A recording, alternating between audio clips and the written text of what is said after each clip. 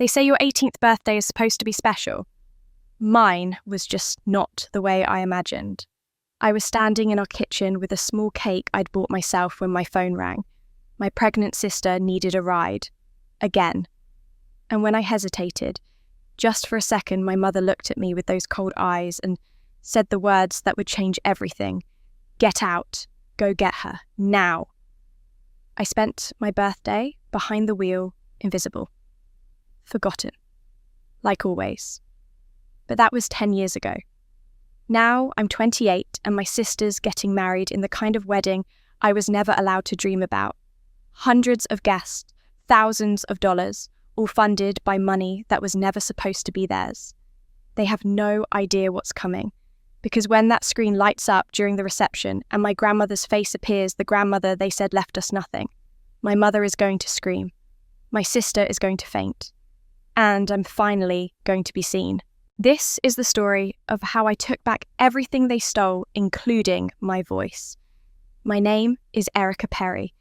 I'm 28 years old, and on paper, my life looks pretty good. I'm a senior property manager at one of the most respected real estate firms in the city. I have my own apartment, and I've built a career I'm proud of all on my own. But there's a weight I carry that no promotion or paycheck can lift. It's the weight of being invisible in your own family. And it all started on my 18th birthday. I can still remember that night like it was yesterday, even though it's been 10 years. I'd come home from my shift at the diner where I worked part-time, tired but hopeful. I didn't expect much, maybe a card, a cake, just something small to acknowledge the day. I found my parents in the living room watching TV, and my older sister, Lauren, was out somewhere as usual. I'd set a little table for myself in the kitchen with a cupcake I'd bought on the way home. One candle. I was about to light it when my phone rang. It was Lauren. She was crying frantic, saying she needed a ride home from some party across town. She was 7 months pregnant at the time and had a habit of getting herself into situations she couldn't get out of. I hesitated, just for a moment. It was my birthday. Surely someone else could help her this one time. That's when my mother walked into the kitchen. She saw me standing there with that cupcake phone in hand, and her face hardened in a way I'll never forget. She didn't ask what was wrong. She didn't wish me happy birthday. She just said, "Get out. Go get your sister, now." I tried to explain. "Mom, it's I don't care what day it is. Your sister needs you. Stop being selfish." My father stood in the doorway, said nothing, and looked away. That hurt more than my mother's words. I grabbed my keys, left the cupcake sitting on the counter with the unlit candle, and drove 40 minutes across the city to pick up Lauren. She got in the car without a thank you, complained the whole way home about how uncomfortable she was, and when we finally got back to the house, my parents had gone to bed. The cupcake was in the trash. I told myself it was just one night, that they'd been worried about Lauren, that it didn't mean anything. But deep down, I knew better. This wasn't new. It was just the loudest, clearest version of a pattern that had defined my entire childhood. Lauren was the golden child. I was the afterthought. Now, 10 years later, that pattern hasn't changed. Last month, Lauren posted on social media about learning to make sourdough bread. My mother shared it with 3 heart emojis and a comment about how talented Lauren is. 2 weeks before that, I closed a deal on a commercial property worth $2 million, the biggest sale of my career. I mentioned it at Sunday dinner. My mother said, "That's nice, dear," and immediately turned the conversation back to Lauren's upcoming wedding. I've spent most of my life trying to earn their love. I worked 2 jobs to pay for my own college, while Lauren's was funded entirely by our parents. I showed up for every family event, babysat my nephew, without complaint sent birthday cards and Christmas gifts. I kept thinking that if I was just good enough, helpful enough, quiet enough, maybe one day they'd see me the way they saw her. Then, Mum called with a demand that made me realise they would never see me. And I had to decide if I could keep living as a ghost in my own family. The call came on a Tuesday evening. I was at my apartment with Maya, my best friend since college, sharing takeout and complaining about a difficult client. When I saw Mum flash across my phone screen, I almost didn't answer. Maya saw my face change and mouthed, "Don't do it." But old habits die hard. I picked up. "Erica, we need to talk about Lauren's wedding." No greeting, no small talk, just straight into whatever she needed from me. "Okay," I said, already bracing myself. "The costs have gotten higher than we anticipated. Your father and I have contributed what we can, but Lauren really wants this to be special. You're doing so well with your job, and we thought you could help out. We're asking you to contribute $15,000 toward the expenses." I actually laughed. Not because it was funny, but because the audacity of it took my breath away. $15,000. That was nearly a quarter of what I had saved over the past 3 years of careful budgeting and long hours. "Mum, that's a lot of money. I don't know if I can—" "Erica, don't be selfish." Her voice sharpened immediately. "Your sister only gets married once. This is important to her, to all of us. Do you know how much we sacrificed raising you? The private school tuition we paid when you were struggling, the roof over your head for 18 years, the food, the clothes, everything we gave you." The private school she mentioned lasted exactly 1 year before they pulled me out, claiming it was too expensive. Yet Lauren attended the same school through graduation. The roof over my head came with the expectation that I'd be available at all hours to help with Lauren or do household chores. The food and clothes were never presented as gifts. They were reminders of obligation. But I didn't say any of that. I never did. "And one more thing," Mum continued, not waiting for my response. "We need you to watch your nephew during the ceremony and most of the reception. Lauren wants to actually enjoy her day without worrying about him. You understand, don't you? You're so good with him." Maya's eyes went wide across the coffee table. She could only hear my end of the conversation, but my expression must have said everything. "So, let me get this straight," I said slowly, trying to keep my voice steady. "You want me to give you $15,000 for Lauren's wedding, and then spend the entire event babysitting in a back room somewhere while everyone else celebrates? Don't be dramatic. You'll be at the wedding, and honestly, Erica, I don't understand why you're making this difficult. After everything we've done for you, this is the least you could do for your sister. She's family, or doesn't that matter to you?" There it was, the familiar guilt trip that had worked on me my entire life. The implication that if I said no, if I set any boundary at all, I was the selfish one. The ungrateful daughter, the bad sister. Something in my chest felt like it was cracking. Not breaking, cracking, like a shell that had been squeezing tighter and tighter, finally developing its first fracture. "I need to think about it," I heard myself say. "Think about it, Erica. The wedding is in 8 months. We need an answer now. Deposits are due. Your sister is counting on you." I said I need to think about it. My voice came out firmer than I intended. "I'll call you back." I hung up before she could respond. My hands were shaking. Maya didn't say anything for a long moment. She just looked at me with this mixture of concern and something else, something that looked like she'd been waiting for this moment. "Please tell me you're not actually considering this," she finally said. "She's my mother Maya. It's my sister's wedding." "So what? That doesn't give them the right to treat you like an ATM machine and a babysitter." Maya set down her container of noodles and leaned forward. "Erica, I've known you for almost 10 years. I've watched you bend over backward for these people. I've seen you cancel plans because Lauren needed something. I've listened to you make excuses for why they forgot your birthday or didn't show up to your work awards dinner. When are you going to stop letting them use?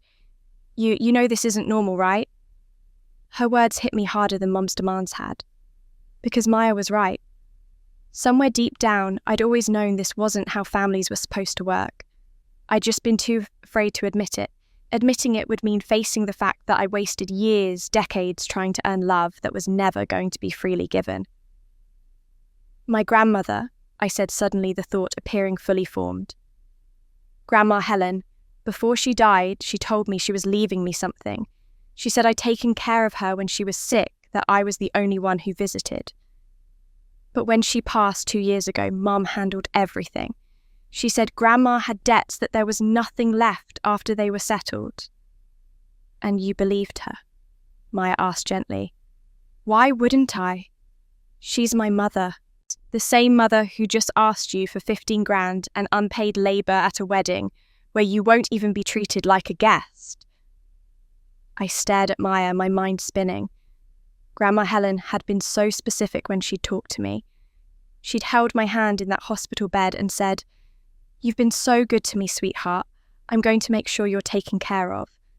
At the time, I thought she just meant emotionally, but what if she'd meant something more concrete? What if Mum had lied about that too? Maya's words haunted me all night. The next morning, I did something I'd never dared before. I called Grandma's estate lawyer directly. I found the law firm's number online easily enough. Patterson and Associates, Estate Planning and Probate. The website had a professional photo of Harold Patterson, a distinguished-looking man in his 60s with kind eyes. I stared at that photo for a full minute before I worked up the courage to dial. When his secretary answered, I almost hung up. My throat felt tight and my palms were sweating, but I forced myself to speak. "Hi, my name is Erica Perry. My grandmother was Helen Morrison. She passed away about 2 years ago, and I believe your firm handled her estate. I was hoping I could speak with Mr. Patterson about it." There was a pause. "One moment, please." The hold music felt like it lasted an eternity. I paced my apartment, trying to prepare myself for disappointment. Maybe Mum had been telling the truth. Maybe Grandma really had been in debt. Maybe I was about to embarrass myself by questioning my own mother, based on nothing but a hunch and a well-meaning friend's concern. "Ms. Perry?" A warm, measured voice came on the line. "This is Harold Patterson. I'm glad you called. I've actually been hoping to hear from you." My heart skipped. "You have?" "Yes, I handled your grandmother's estate, and there were some irregularities in the process that troubled me at the time. However, without an interested party coming forward to challenge the proceedings, my hands were tied. Can you come to my office?" "This is a conversation we should have in person." I was sitting across from Mr. Patterson in his downtown office, less than 2 hours later. He'd cleared his schedule for me, which told me this was serious before he even opened the file on his desk. "Ms. Perry," he began, folding his hands, "I want to start by saying that I had great respect for your grandmother. She was a thoughtful, meticulous woman who came to me 6 months before her death to draft a very specific will." He pulled out a document and slid it across the desk to me. "This is the will Helen Morrison executed in my office, signed, witnessed, and notarized. In it, she names you as the sole beneficiary of her entire estate." I stared at the pages in front of me. There was my name, Erica Marie Perry, in black and white. Sole beneficiary. The words seemed to swim on the page. The estate consisted of approximately $400,000 in savings and investments, plus the family home on Maple Street, which was valued at the time at roughly $350,000.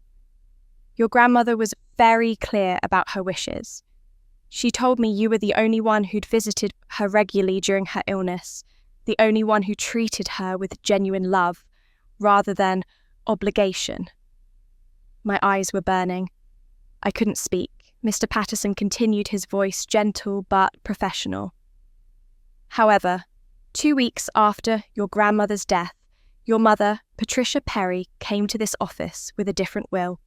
One that named her as the primary beneficiary, with the estate to be divided at her discretion among family members."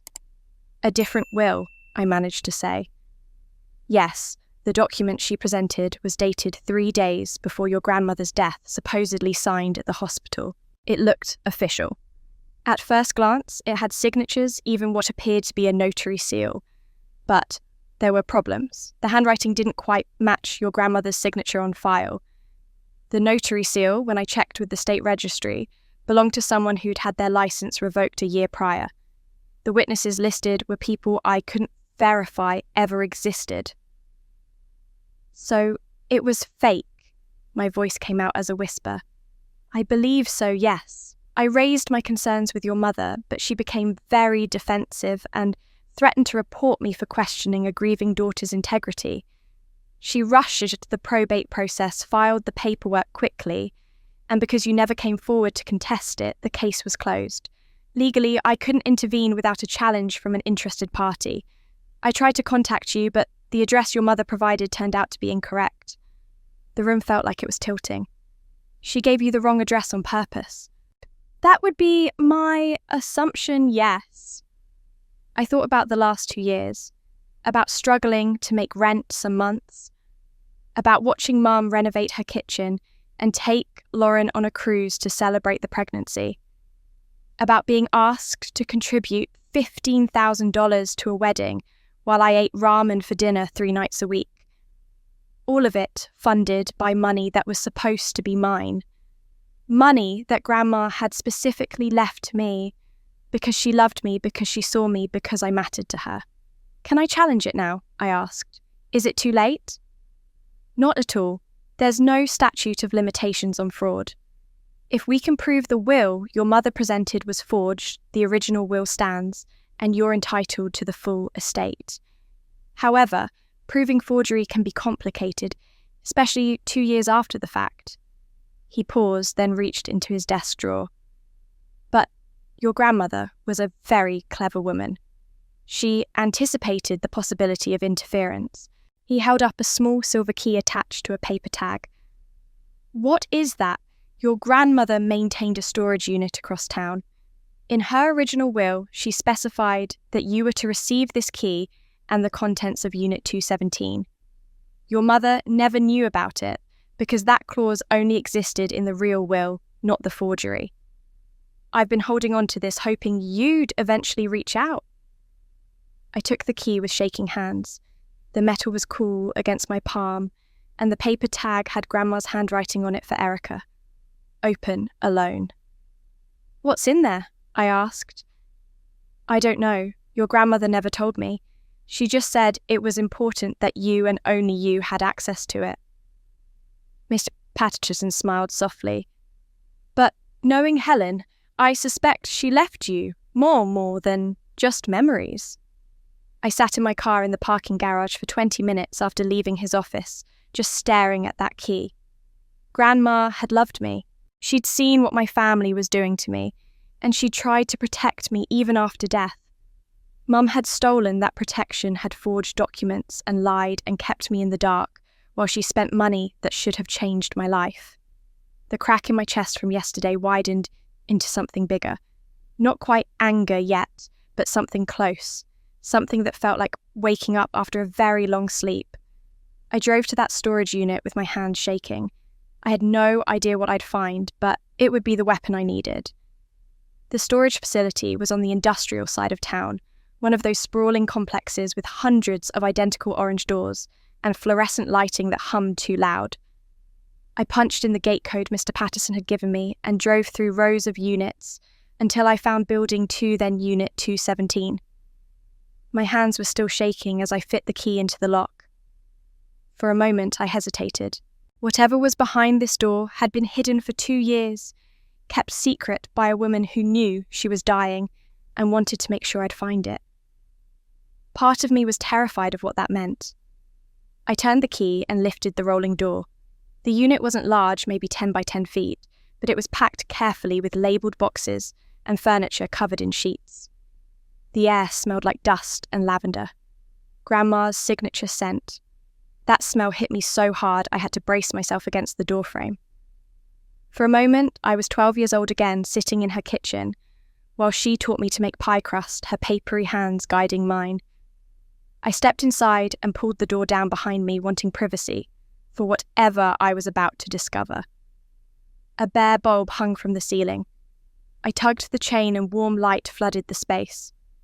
The first box I opened was labelled Erica's artwork.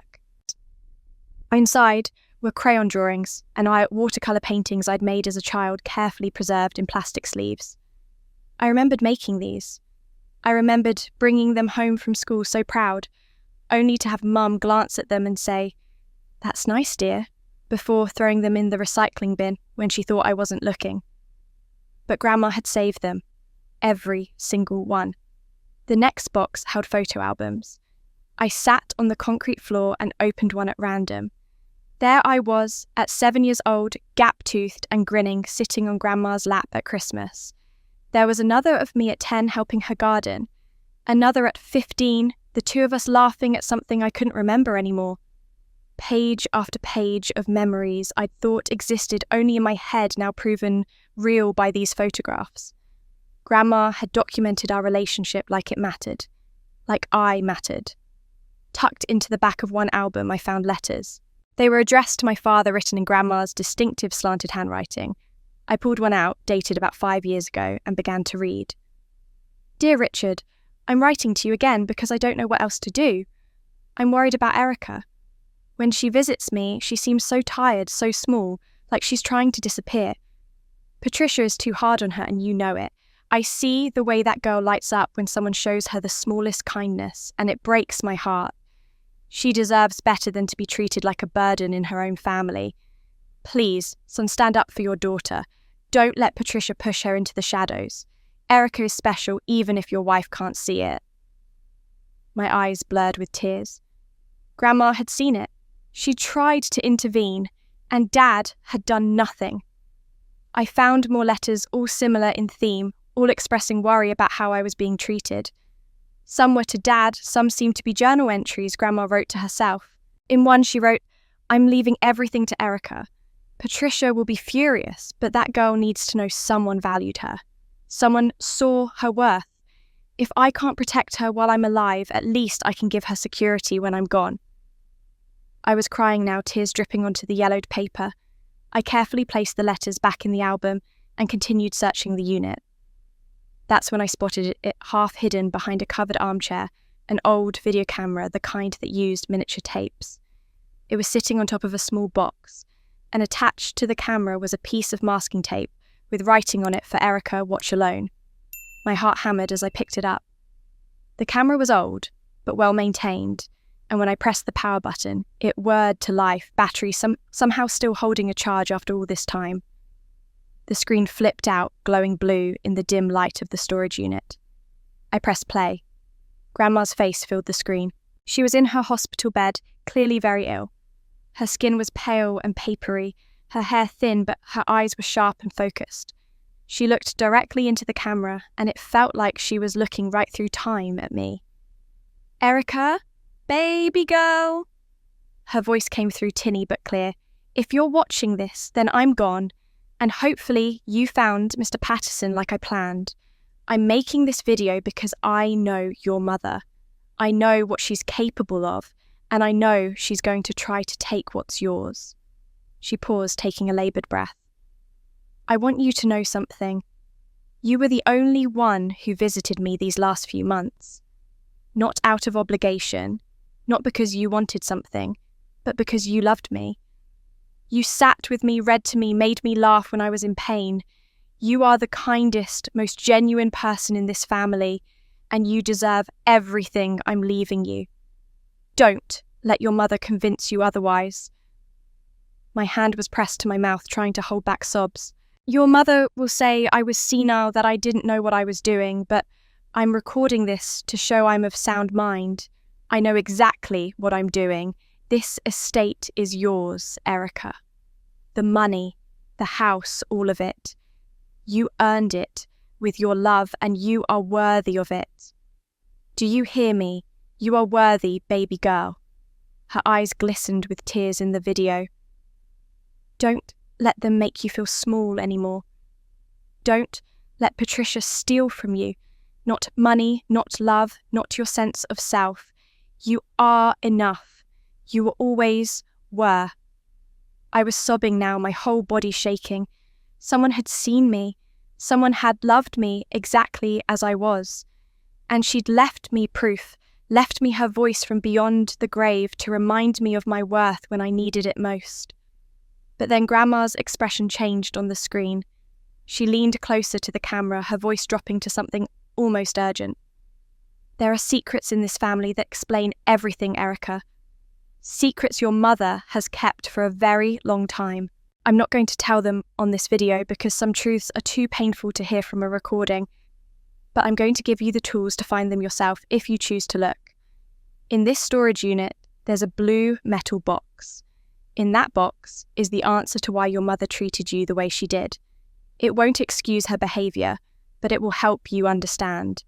And understanding baby girl is the first step to freedom. The video ended, the screen going black. I sat there in the dim storage unit, holding the camera, my grandmother's final gift, trembling in my hands.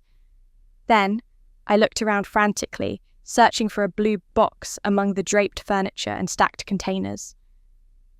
I found it tucked in the far corner, a small metal lockbox painted robin's egg blue. There was no lock on it, just a simple latch. I pulled it toward me, my heart pounding so hard I could hear it in my ears.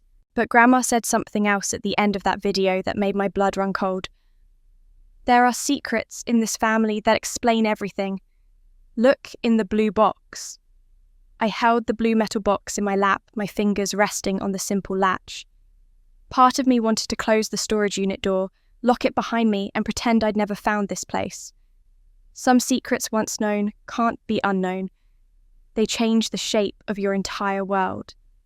But Grandma had left this for me deliberately. She'd wanted me to understand.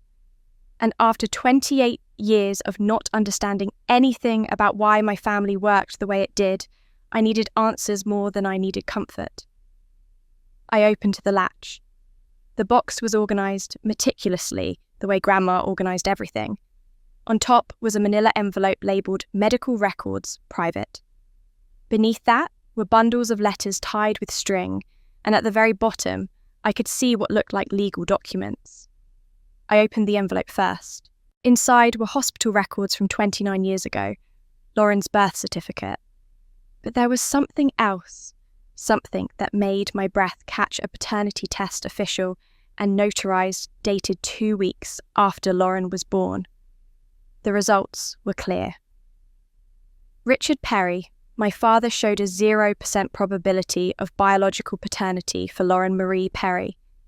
I read it 3 times, my brain struggling to process the implications. Dad wasn't Lauren's biological father, which meant Mum had been pregnant with someone else's child when she and Dad were married. With shaking hands, I reached for the letters. The first bundle was correspondence between Mum and Grandma dated around the time of Lauren's birth. I untied the string and began reading. Mum, I don't know what to do. Richard knows the baby isn't his. He demanded a test at the hospital, and now we have proof. He's so angry, and he has every right to be. I've destroyed everything. I don't even know how to explain how I let this happen. It was a mistake, a stupid moment of weakness, and now my entire life is falling apart. The next letter was Grandma's response, her handwriting sharp with disappointment. Patricia, you made your choices, and now you must live with the consequences. However, that child is innocent in all of this. Richard has agreed to raise her as his own to preserve the family's reputation, and you should be grateful for his mercy. You will not speak of this affair to anyone. You will be the best mother you can be to this child, and you will rebuild your marriage. This secret stays within these walls. I flipped through more letters, watching the story unfold. Mum pleading for forgiveness. Dad's anger and hurt evident in Grandma's descriptions of conversations with him. The decision to stay together for the children. Though at that point I hadn't been born yet. I came 2 years later, an attempt to heal a marriage that was already broken. There was one letter from Dad to Grandma that made my throat tight. I'm trying, Mum. I really am. I look at Lauren, and I want to love her the way I should, but every time I do, I see Patricia's betrayal. And now Patricia is pregnant again, and this one is mine. I know it is. Maybe this baby will fix things. Maybe when I hold my own child, I'll be able to let go of the anger. But another letter, dated a year after I was born, showed it hadn't worked that way. Mum, Patricia can barely look at Erica. She says the baby reminds her of what she destroyed of the family we could have had if she hadn't ruined everything. She pours all her attention into Lauren, like she's trying to prove something. She's trying to prove that the affair baby is the one worth loving, that her mistake wasn't really a mistake at all. I don't know how to fix this. I don't know how to protect Erica from her mother's guilt. I set the letters down, my hands trembling. Suddenly, everything made horrible, perfect sense. Mum hadn't hated me. She'd hated what I represented. I was living proof of what she'd lost, a marriage built on trust, a family without lies. Every time she looked at me, she saw the life she destroyed. And Lauren was her redemption project, the child she had to make perfect, to justify the affair, to prove she hadn't ruined everything for nothing. I pulled out another box from the stack, one labelled Erica's Journals Saved from Trash. Mum had thrown away my journals and Grandma had saved them. I opened one from when I was 13. Mum forgot my birthday again today. Lauren got a huge party last month for her 15th, but nobody even mentioned mine. I made Mum breakfast this morning and cleaned the whole house thinking maybe she'd notice and remember. She didn't. I don't understand what I'm doing wrong. Another entry, age 15. I got straight A's this semester. I showed Mum my report card and she said, "Good job," without looking up from Lauren's college brochures. I'm starting to think that no matter what I do, it won't be enough. But maybe if I try harder, help more, complain less, she'll see me. Page after page of a child trying desperately to earn love by being useful, by being invisible, by never asking for anything. And I saw the pattern. Grandma must have seen the one she'd tried to warn Dad about in her letters. Every time I gave more, they took more. Every time I swallowed my hurt and showed up anyway, I taught them that my feelings didn't matter. I had trained my family to treat me as disposable because I'd never once told them I wasn't. I wasn't the problem. I had never been the problem. I was just a child caught in the crossfire of adult mistakes, and I'd spent my entire life trying to fix something that was broken long before I existed. The anger came then hot and fierce and cleansing, not just at Mum, though I was furious with her. Not just at Dad for his weakness and his inability to protect me from his wife's guilt, but at myself for accepting this treatment for so long, for believing I was the one who needed to change to be better, to earn what should have been freely given. Lauren wasn't the villain in this story either. She was just as much a victim as I was raised in a lie showered with compensation instead of genuine love, taught that she had to be perfect to be worthy. Mum had damaged both of us, just in different ways. I sat in that storage unit for hours, surrounded by the evidence of my grandmother's love and my mother's betrayal. The concrete floor was cold beneath me and my legs had gone numb, but I couldn't move. I was reshaping my entire understanding of my life, rearranging decades of memories through this new lens of truth. The wedding demand from 2 days ago felt obscene now. Mum wanted me to pay $15,000 money that should have been mine from Grandma's estate to fund Lauren's perfect day. She wanted me to sit in a back room babysitting while everyone celebrated a daughter born of the affair that destroyed our family. And she'd done it without a shred of awareness of the irony, or worse, with full awareness and simply not caring. I thought about what Mr. Patterson had said. I could challenge the estate, prove the fraud, take back what was mine. I could do it quietly, through legal channels, let the courts handle it. That would be the mature thing to do, the reasonable thing. But there was something else I could do.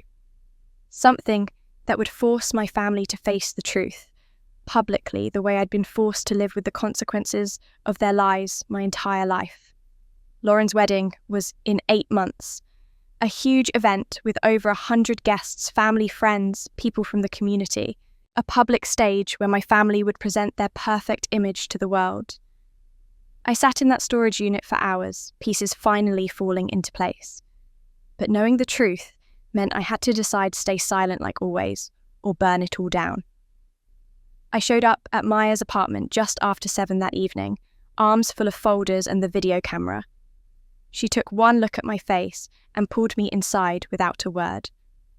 By the time I finished explaining everything I'd found in the storage unit, night had fallen outside her windows, and we'd gone through an entire pot of tea. So, Lauren isn't your dad's biological daughter, Maya said, slowly processing. And your mum has been overcompensating for that affair for 3 decades by giving Lauren everything and giving you nothing. That's the shape of it, yes. I wrapped my hands around my mug, needing the warmth. And now I have a proof of all of it. The paternity test, the letters, Grandma's video. I could expose everything at the wedding. Maya was quiet for a long moment, her expression thoughtful. But do you want to? Part of me does, I admitted. Part of me wants to stand up at that reception and tell everyone exactly what Mum did. Let them see her for what she really is. And the other part... I pressed my fingers against my eyes, feeling the headache that had been building all day. The other part knows that Lauren is innocent in this. She didn't choose to be born from an affair. She didn't ask Mum to treat me like garbage to make herself feel better about it. If I expose the paternity secret, I'm punishing Lauren for something that isn't her fault. What about your dad? Maya asked, gently. He's weak, I said, the words tasting bitter. He knew what Mum was doing to me and he never stopped it, but he did stay. He raised Lauren as his own when he could have left. That counts for something, doesn't it? I looked at Maya, needing guidance. I don't know what the right thing to do is here. Maya leaned forward, her elbows on her knees. Okay, let's think about this differently. You don't have to expose everything. You have proof of the inheritance fraud that's enough to challenge the estate legally. You can get back what's yours without dragging Lauren's paternity into it. But then Mum just gets away with it, I said. She stole from me, lied to me for years, and everyone still thinks she's this devoted mother who did her best. Where's the justice in that? Is it about justice? Maya asked carefully. Or is it about making her hurt the way she hurt you? The question hit me like cold water. I wanted to say it was about justice, about truth, about holding people accountable. But Maya knew me too well. She knew there was rage underneath all my rationalizations, a burning desire to make Mum feel even a fraction of the pain I'd carried my whole life. Before I could answer, Maya's expression shifted. What about your nephew? How old is he now? Mason. He's 5. Why? Is he in that same house, watching the same patterns play out? The question made my stomach drop. I thought about Mason, sweet and sensitive, asking me last month at a family dinner why Grandma didn't like me. Even at 5, he could see the inequality, the coldness. What was he learning from it? That some people matter and others don't, that love has to be earned through perfection. He asked me that in front of everyone, I said quietly, and Mum just laughed it off and changed the subject. But he knew, he could feel it. So, if you stay silent now, Maya said gently, if you let this pattern continue just to keep the peace, what are you teaching him? That the truth doesn't matter. That people can treat you however they want, as long as they're family. I felt something settle in my chest, a clarity I hadn't had before. This wasn't just about me anymore. It wasn't even primarily about justice or revenge. It was about breaking a cycle before it damaged another generation. I won't expose the paternity secret, I said finally. That's not mine to tell, and it would hurt Lauren and Dad for something that happened before I was born. But the inheritance fraud, the way Mum treated me my whole life, the fact that she stole Grandma's estate and lied about it, that needs to come out. At the wedding, Maya asked. At the wedding, I confirmed. With 100 witnesses, Mum has spent decades controlling the narrative about our family, making herself look like the perfect mother. She gets to do that because I've always stayed quiet. But if I expose the financial fraud publicly, with Grandma's video as evidence, people will start questioning everything. They'll wonder what else she lied about. That's not revenge, Maya said, understanding dawning in her eyes. That's making sure the truth can't be buried again. Exactly. I'm not doing this to destroy her. I'm doing it because I can't keep being invisible, I can't keep pretending everything is fine while she takes from me and Mason grows up thinking that's normal. I met Maya's eyes. I'm doing this to be free.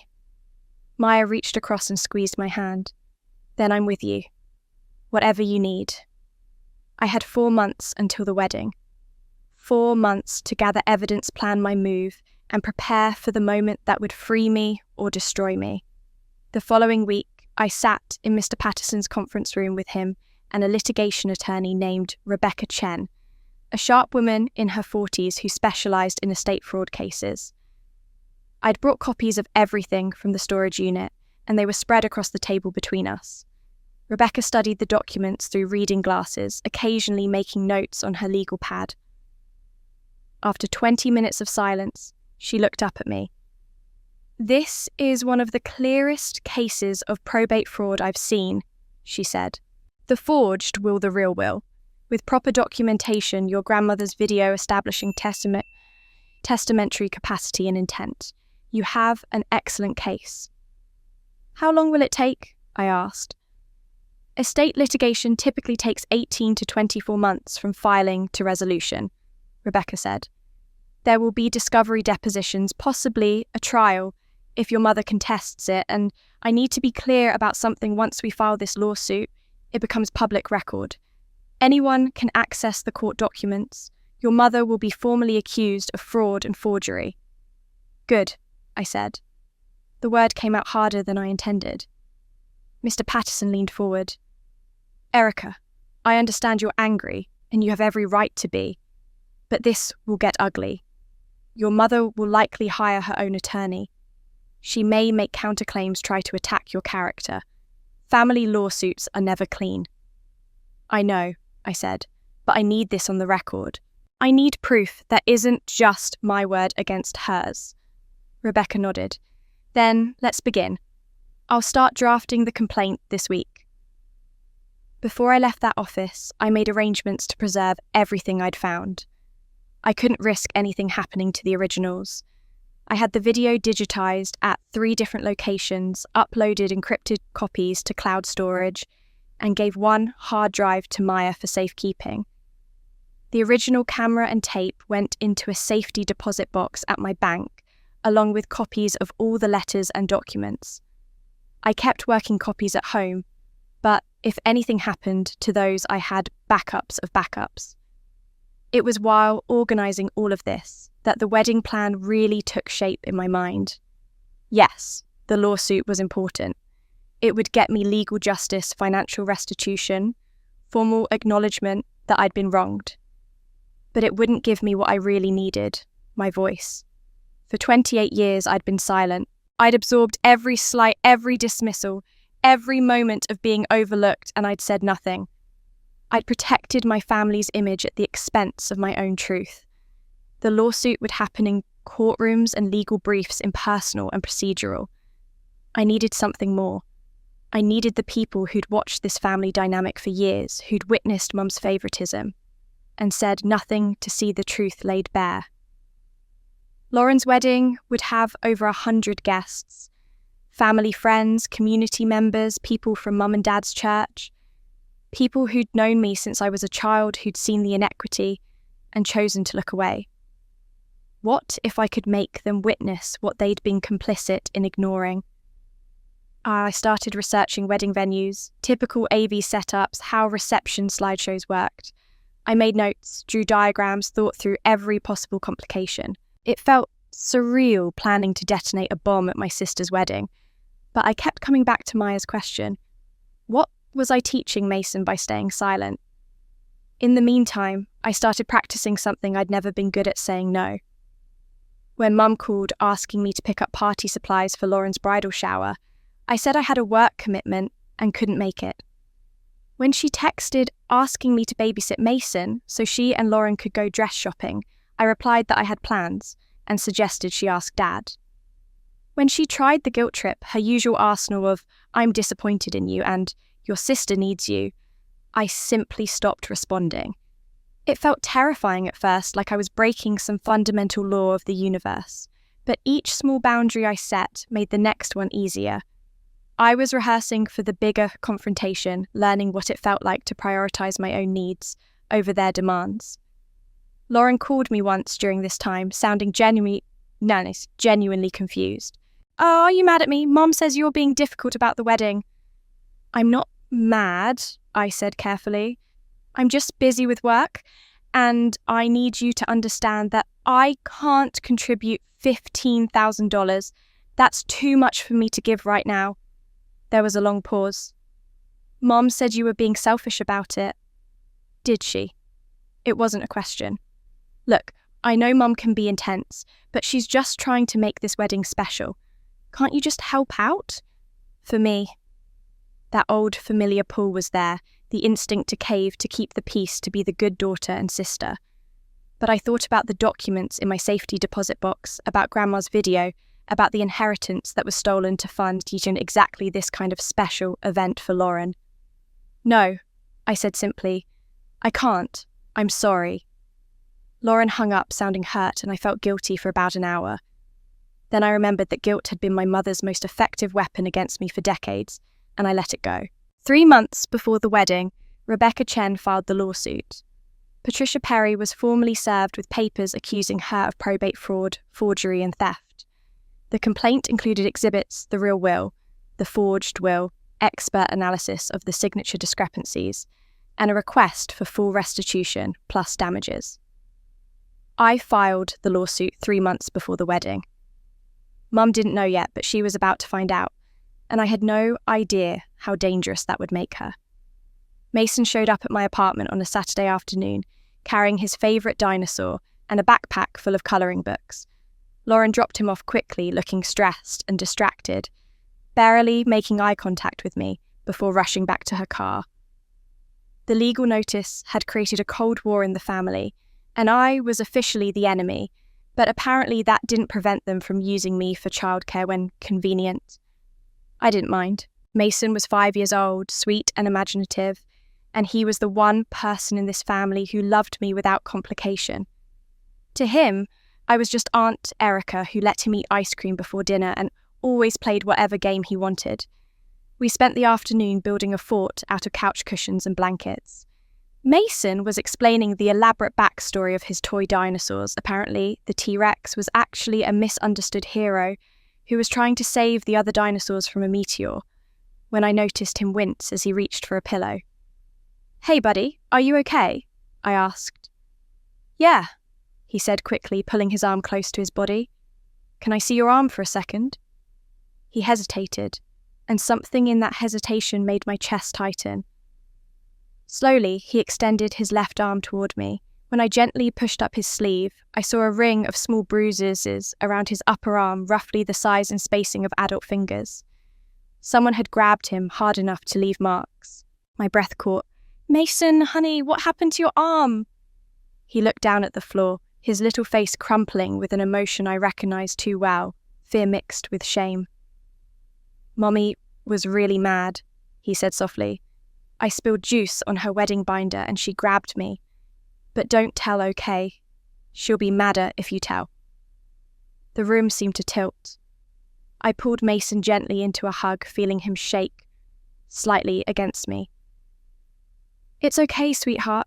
You're not in trouble, I promise." But inside, I was breaking. This was exactly how it started. A parent taking out their stress and dysfunction on a child. A child learning to hide injuries to keep secrets, to believe they deserved the anger directed at them. Lauren had grown up in a toxic system where love was conditional and perfection was required, and now she was passing that trauma down to her son like a poisonous inheritance. I took a photo of the bruise with Mason's permission, telling him it was just to remember to put medicine on it. Then I texted Maya, who had the day off from her job as a pediatric nurse.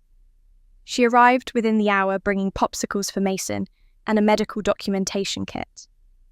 While Mason watched cartoons in the living room, Maya examined the bruise in my kitchen and took careful photographs with proper lighting and a ruler for scale. "These are consistent with grab marks from an adult hand," she said quietly. "They're not severe enough to warrant a CPS call on their own, no broken skin, and he says it was a single incident. But Erica, this is a pattern starting. This is how it begins. I know, I whispered. I know because I lived it. Not the physical part, but the emotional structure underneath it. The walking on eggshells, the learning to hide things, the believing you caused the anger. Maya squeezed my shoulder. What you're doing, exposing the family dysfunction, you're not being vindictive. You're trying to break this cycle before it destroys another kid. But what if I'm making it worse? I asked. What if the stress of the lawsuit is why Lauren grabbed him? What if I'm the reason he got hurt? No. Maya's voice was firm. Lauren hurt him because she hasn't dealt with her own trauma because she's perpetuating patterns she learned from your mother. You filing a lawsuit didn't create that. It just brought existing dysfunction to the surface. If you back down now, if you let this family keep operating the way it always has, Mason will grow up learning the same lessons you did. That his needs don't matter. That love is something you have to earn through perfect behavior. That silence is safer than truth. She was right, and I knew it. I thought about Mason's question from last month. Why doesn't Grandma like you? He was already noticing the inequality, already internalizing messages about who mattered and who didn't. How long before he started believing he had to be perfect to be loved? How long before the grabbing escalated into something worse? When Lauren came to pick Mason up that evening, I walked her to her car while Mason gathered his toys. Lauren, I need to tell you something. Mason has bruises on his arm. Her face went pale, then red. Did he tell you what happened? He said you grabbed him when he spilled something. It was an accident. I was stressed and I reacted badly, but it was just once. I would never... She stopped looking genuinely horrified. Oh, God, I grabbed him hard enough to bruise. For a moment, I saw past all the years of rivalry and resentment. I saw a woman who was terrified of becoming her mother, who was drowning under the pressure of perfection, who was perpetuating cycles she didn't even fully understand. Lauren, you need help, real help, therapy, because this family is toxic, and if you don't break the patterns now, Mason is going to grow up as damaged as we are. She looked at me for a long moment, tears in her eyes. Then, she got in her car without another word and drove away. That night, I watched the video of Grandma one more time. I thought about all the ways silence had protected dysfunction in our family. How secrets had poisoned relationships. How a child's well-being had been sacrificed to maintain appearances. I looked at my nephew's trusting face and made a promise I would break this cycle no matter what it cost me. The wedding was in 6 weeks. Mum got served with the lawsuit papers on a Tuesday morning. I know, because she called me exactly 47 minutes later, and I will never forget the sound of her voice when I answered. How dare you? No greeting, just those 3 words vibrating with a rage I'd never heard from her before. How dare you drag this family through the mud with your lies and your greed? After everything we've done for you, this is how you repay us. I'd prepared for this call. I'd rehearsed what I'd say, practiced keeping my voice calm and steady. Mum, I'm not lying. Grandma left that estate to me and you forged... You ungrateful, spiteful little bitch. The words came out like venom. You've always been jealous of your sister, always looking for ways to hurt this family. Well, you just made the biggest mistake of your life. I'm not trying to hurt anyone. I'm just taking back what's mine. What's yours? She laughed, a sound with no humour in it. You think you deserve anything. We clothed you, fed you, put a roof over your head. You owe us everything you have, and this is how you show gratitude. By accusing me of... Her voice caught, shifted into something quieter and more frightening. You're going to regret this, Erica. You have no idea what you've started. The line went dead. I sat at my kitchen table, hands shaking, replaying that last sentence. The shift from rage to cold promise had been chilling. But I told myself it was just a threat, just words meant to scare me into backing down. Mum was controlling and manipulative, but she wasn't actually dangerous. 2 days later, my boss called me into his office. Stephen Chen was a good man, someone who'd mentored me since I started at the firm 5 years ago. He was the one who'd promoted me to senior property manager, who trusted me with our biggest clients. So when I saw his face as I walked into his office, typed with discomfort and something that looked like pity, my stomach dropped. "Erica, please sit down. We need to talk about something serious." I sat, my mind racing through possibilities. Had I missed a deadline, made an error on a contract? "The firm received an anonymous complaint yesterday," Stephen said carefully. "Someone alleges that you've been embezzling funds from client escrow accounts. They claim you've been skimming money from property sales over the past 6 months." The words didn't make sense at first. I actually laughed. "That's ridiculous. Stephen, you know me. You have access to all my accounts and transactions. There's no way." "I know." He held up a hand. "I don't believe it for a second, but the complaint came with documentation. Bank statements that appear to show transfers from client accounts to a personal account in your name. Transaction records. It all looks very official." "But it's fake," I said, my voice rising. "It has to be. I would never steal from clients. I haven't done anything wrong." "I believe you," Stephen said, and he sounded sincere. "But the board takes these accusations seriously. We have to conduct a formal investigation review. All your files verify the authenticity of these documents. It's protocol." "How long will that take?" He grimaced. 2 to 3 weeks, minimum.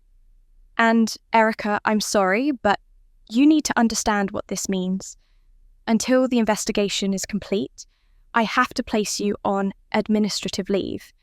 It's standard procedure for any allegation involving financial impropriety." The room tilted. "You're suspending me." "It's not a suspension, it's leave. You'll still technically be employed, but you can't have access to client accounts or come into the office until we clear this up. I'm truly sorry."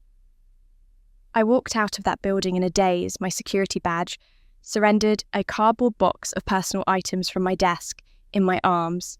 People stared as I left. By tomorrow, everyone would know. They wouldn't know I was innocent. They'd just know there was an investigation, and they'd wonder. I sat in my car in the parking garage and called Maya. "She did this," I said when Maya answered. "Mom did this. 2 days after being served, and suddenly there's an anonymous complaint with fake documents accusing me of embezzlement. Can you prove she's behind it?" "No, that's the point. It's anonymous." But Stephen said the documents were detailed professional. Someone took time to create fake bank statements, forged transaction records. That's not random, that's calculated. Maya was quiet for a moment. "Erica, if she's willing to do this to potentially destroy your career, what else is she capable of?" I thought about Mum's voice on the phone. That cold promise, "You're going to regret this." "I don't know," I admitted, "but I need to figure it out fast, because if she can fake embezzlement evidence, what's stopping her from doing worse?" That night, I couldn't sleep. I lay in bed replaying everything, trying to understand how badly I'd miscalculated. I'd thought the lawsuit would make Mum defensive, maybe angry. I'd expected her to hire a lawyer and fight me in court. I hadn't expected her to go nuclear to attack my livelihood, to try to destroy my professional reputation before the legal battle even really began. The most terrifying part was how quickly she'd acted, and how thoroughly she'd planned it. The fake documents weren't something you throw together in an afternoon. They were convincing enough that even Stephen, who knew me and trusted me, had to take them seriously. Which meant Mum had been preparing this kind of retaliation before she was even served. Maybe, as soon as she heard I'd been asking questions about the estate. I'd never seen Mum as dangerous before, just controlling. Now I understood she wouldn't just fight back. She'd try to destroy me. 3 days into my forced administrative leave, I was sitting at my kitchen table reviewing legal documents when Lauren called. I almost didn't answer. Communication with my family had been minimal since the lawsuit, but something made me pick up. "Hey, Erica." Lauren's voice was unusually warm, almost conciliatory. "I know things are weird between us right now, but I wanted to reach out. I've been worried about you." "Worried about me?" "Yeah, Mum told me about your work situation, and I know we're not in a great place, but you're still my sister. And I noticed last time I picked up Mason that your bathroom sink was dripping pretty badly. I called a plumber for you as kind of a peace offering. He should be there this afternoon." I blinked, caught off guard by the gesture. "Lauren, you didn't have to do that." "I wanted to. He's a guy our neighbour recommended very reliable. I already paid for the service call. I just need you to text me your building access code so he can get up to your floor." Something felt off about this, but I couldn't put my finger on what. My sink was dripping, that part was true. And Lauren reaching out with a kind gesture didn't seem that strange, did it? Maybe she was trying to separate herself from Mum's attacks to show she didn't approve of the job sabotage. "Are you sure?" I asked. "You don't have to. It's already arranged. He's coming at 2. Just send me the code." I was exhausted, stressed about money and the investigation and Mum's next move. My defences were down. I texted her the building code. "Thanks," Lauren said. "I hope this helps. I know we have a lot to work through, but maybe this is a start." After we hung up, I felt a small warm spot in my chest. Maybe Lauren wasn't as aligned with Mum as I thought. Maybe she could see that what was happening wasn't fair. I had a meeting with Rebecca Chen, my lawyer, at 1:30 downtown.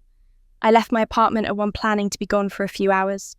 The plumber would be in and out by the time I got back. But the meeting ended early. Rebecca had a family emergency and had to reschedule.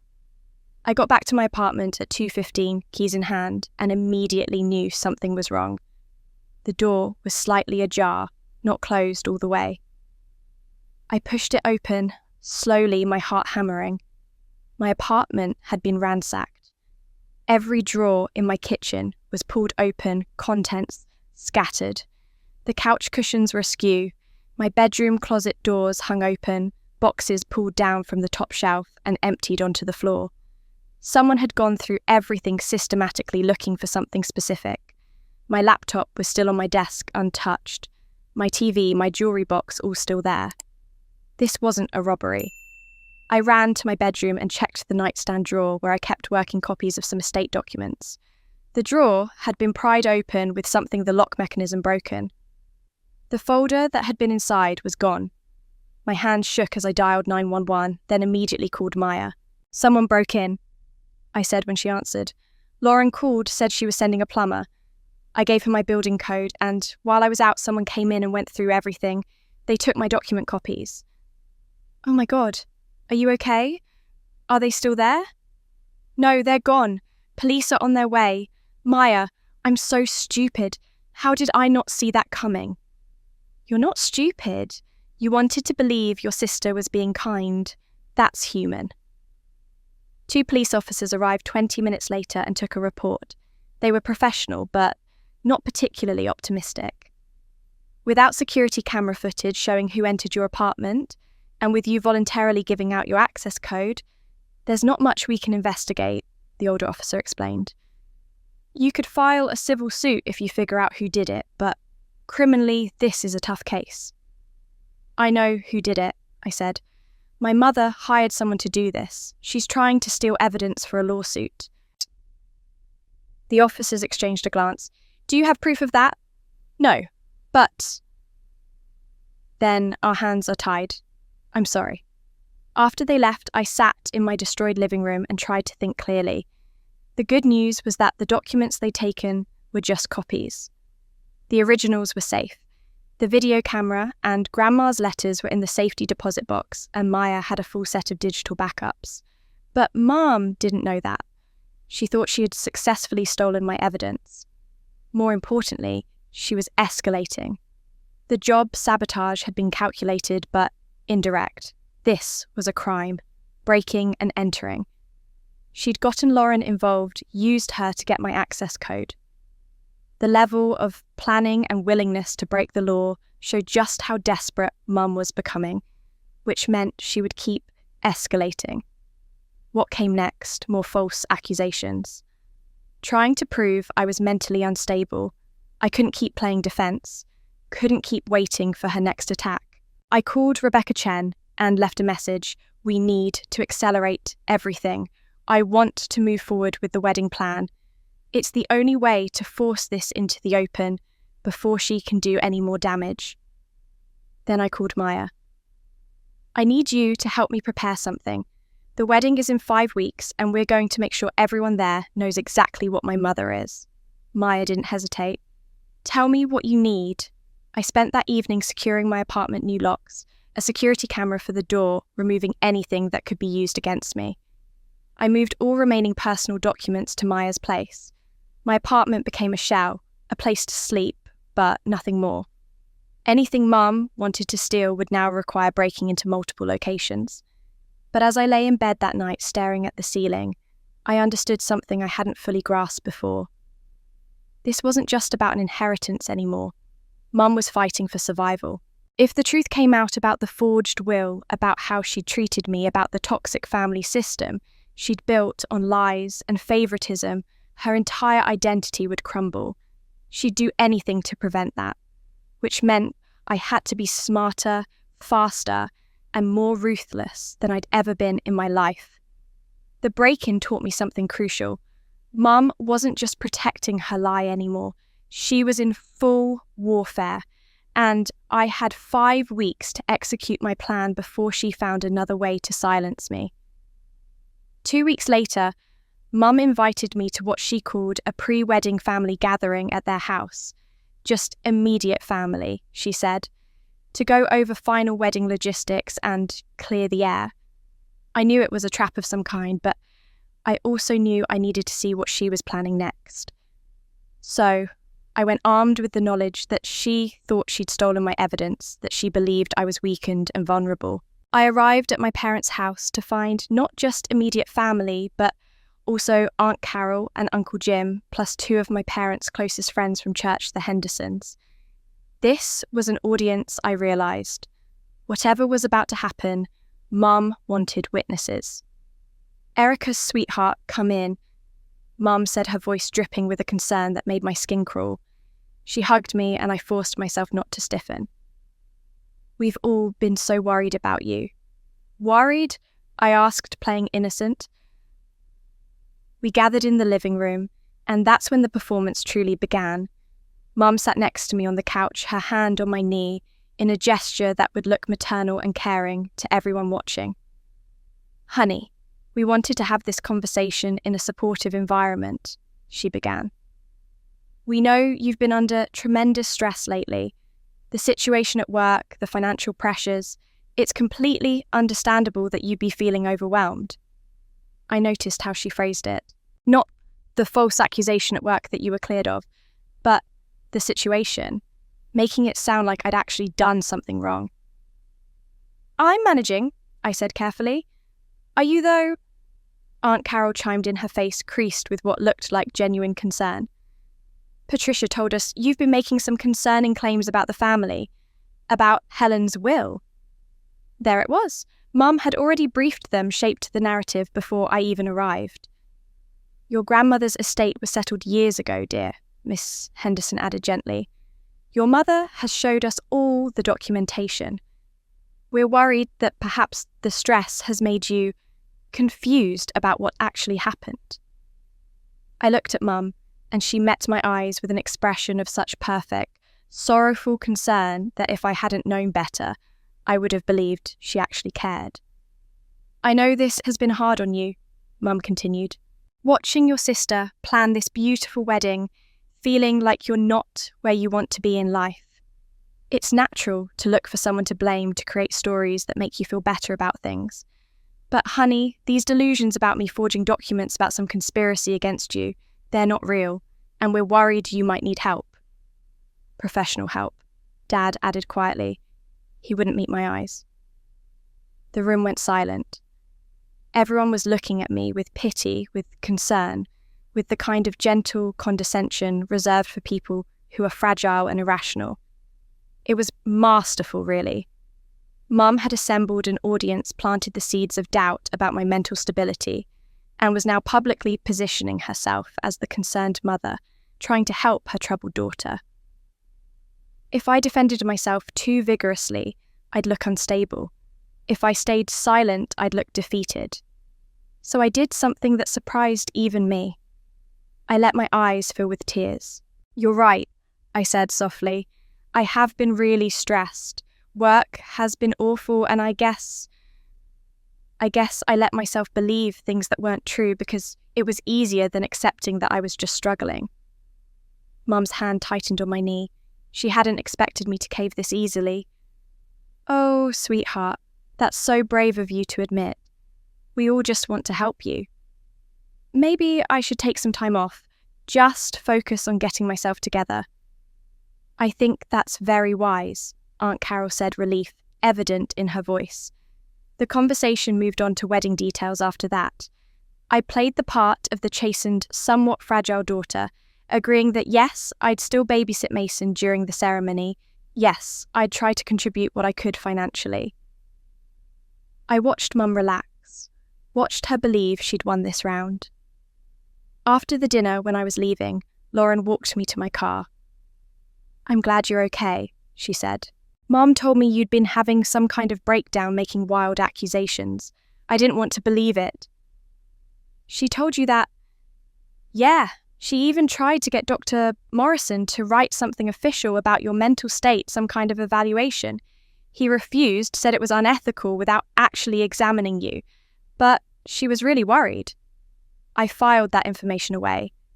Mum had tried to get medical documentation of my supposed instability. When that failed, she'd resorted to social manipulation, instead using family and friends as witnesses to my concerning behaviour. "I'm just tired," I told Lauren. "I think I've been reading too much into things." "Well, I'm here if you need to talk. Despite everything, you're still my sister." I drove away from that house understanding exactly what Mum was doing.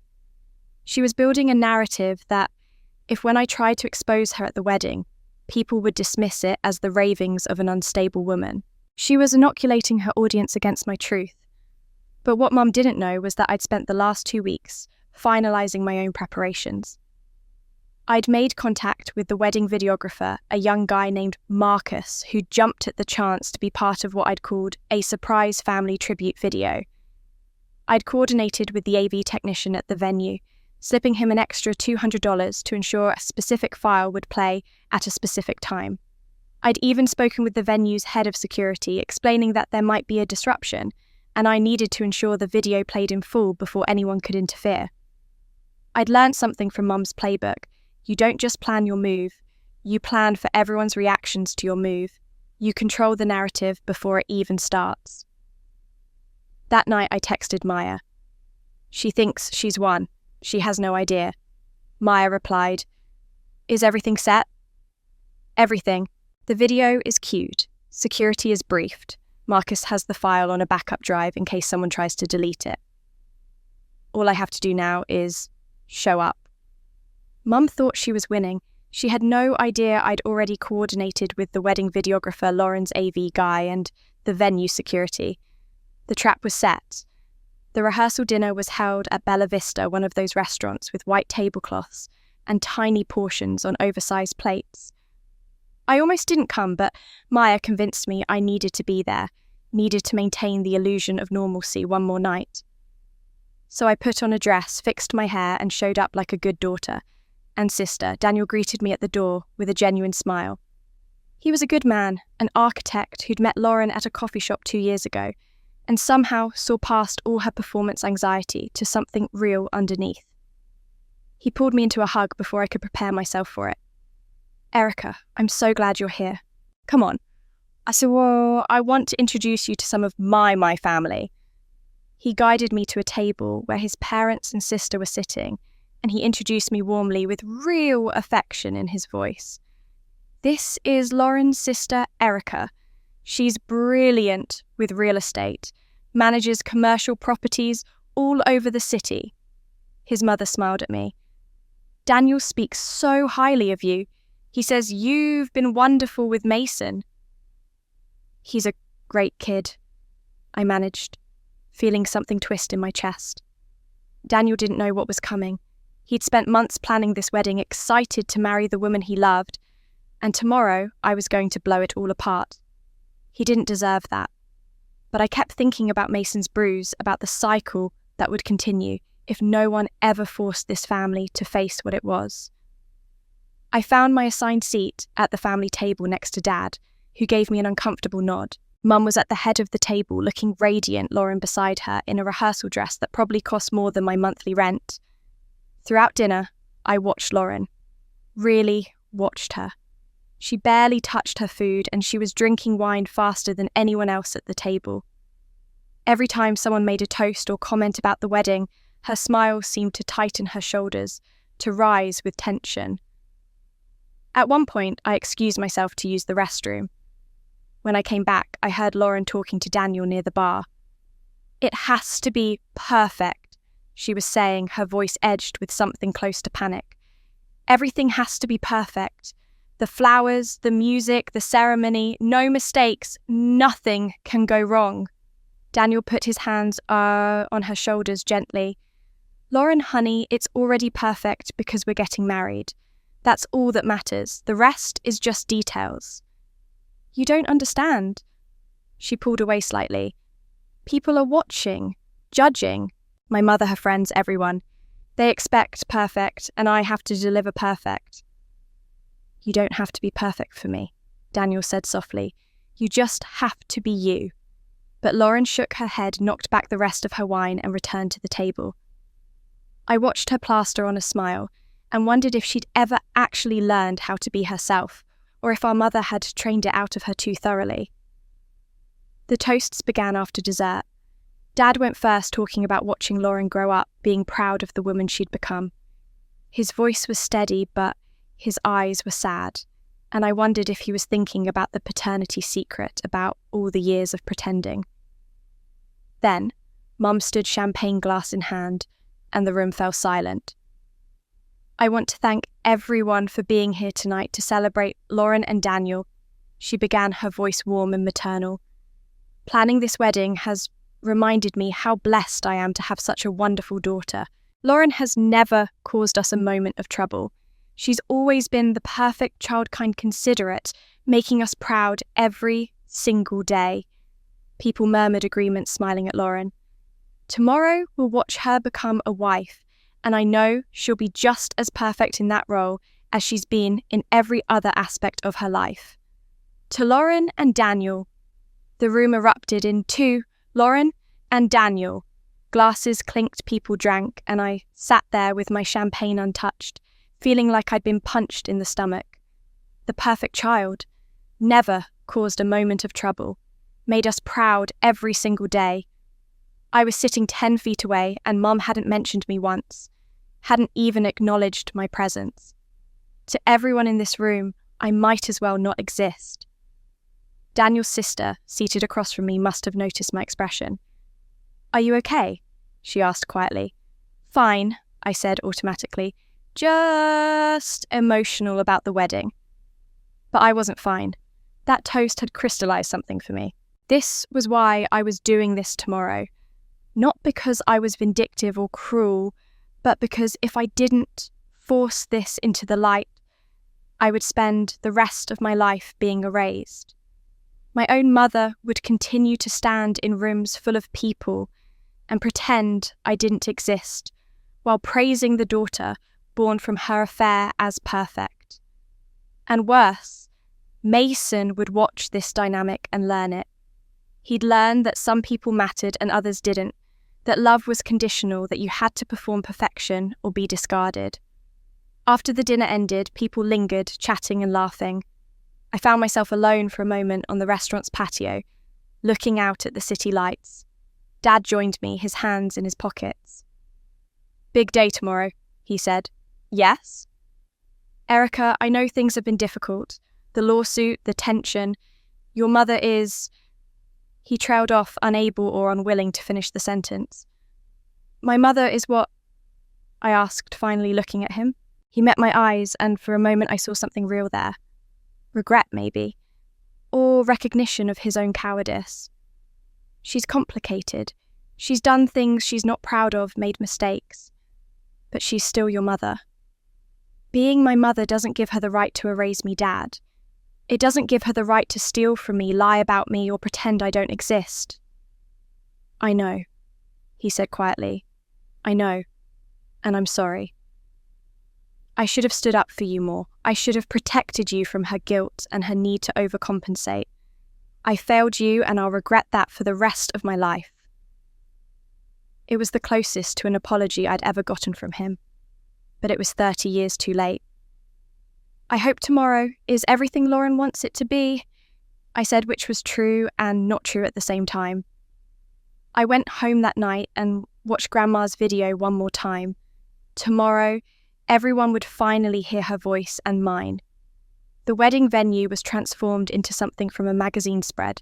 The ceremony was set on the lawn, overlooking a lake with white chairs arranged in perfect rows and an archway covered in cream roses and greenery. Inside the reception hall, crystal chandeliers caught the afternoon light, and each table had centerpieces of white hydrangeas and candles that must have cost hundreds of dollars each. String quartet music drifted across the grounds as guests began arriving in their finest clothes. I stood near the entrance watching it all and thought about the inheritance that paid for this. $400,000 plus a house stolen and spent on creating this perfect image for a family built on lies. I'd arrived early enough to find Marcus the videographer setting up his equipment. He was a lanky guy in his mid-20s with hipster glasses and an eager-to-please attitude that had made him easy to recruit. "Everything's set," he told me quietly, adjusting his camera. "The file is loaded in the presentation queue labelled Special Family Tribute, Grandmother Helen." I told the family it was a surprise video compilation from relatives who couldn't be here. Nobody questioned it. And the AV tech confirmed. He knows not to let anyone touch the laptop once we start the reception program. I gave him the cash yesterday like you asked. "Thank you, Marcus." He looked at me with something like concern. "You're sure you want to do this at your sister's wedding?" "I'm sure." I made my way toward the ceremony area and immediately understood my place in this production. The first 5 rows were reserved for family. I could see the place cards with names. Dad and Mum in the front row on the bride's side with seats for Lauren's maid of honour and other close relatives. Daniel's family mirrored them on the other side. My seat was in the back row. Not the second to last or even 5th to last. The actual last row, right next to where they had set up the gift table. As far from family as you could get while still technically being at the wedding. I stood there looking at that seat card, Erica Perry tucked away where I'd be barely visible to most guests, and something inside me went very still and very cold. Even today, even at her wedding where familial bonds were supposedly celebrated, Mum had made sure everyone knew exactly where I ranked. "Aunt Erica!" Mason's voice cut through my thoughts. He came running across the lawn in his little suit, his hair already messy despite the ceremony not having started yet. He crashed into my legs with a hug. "Hey, buddy, you look so handsome." "I hate this tie," he said, pulling at it. "It's choking me. Mum said I have to keep it on though, or she'll be really mad." I knelt down to his level and loosened the tie just slightly. "How about now? Better?" He looked up at me with those big trusting eyes.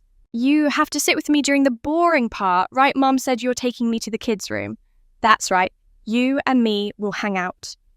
He hugged me again tighter this time and whispered against my ear, "I wish you were my mum. You're nice, you don't yell." My heart cracked. This child 5 years old and already recognizing dysfunction, already seeking safety from the one person in this family who wasn't performing for the cameras. I hugged him back, blinking away tears. "I love you, Mason. You know that, right?" "I love you too." Lauren appeared then, not yet in her wedding dress, but in a silk robe, her hair in rollers.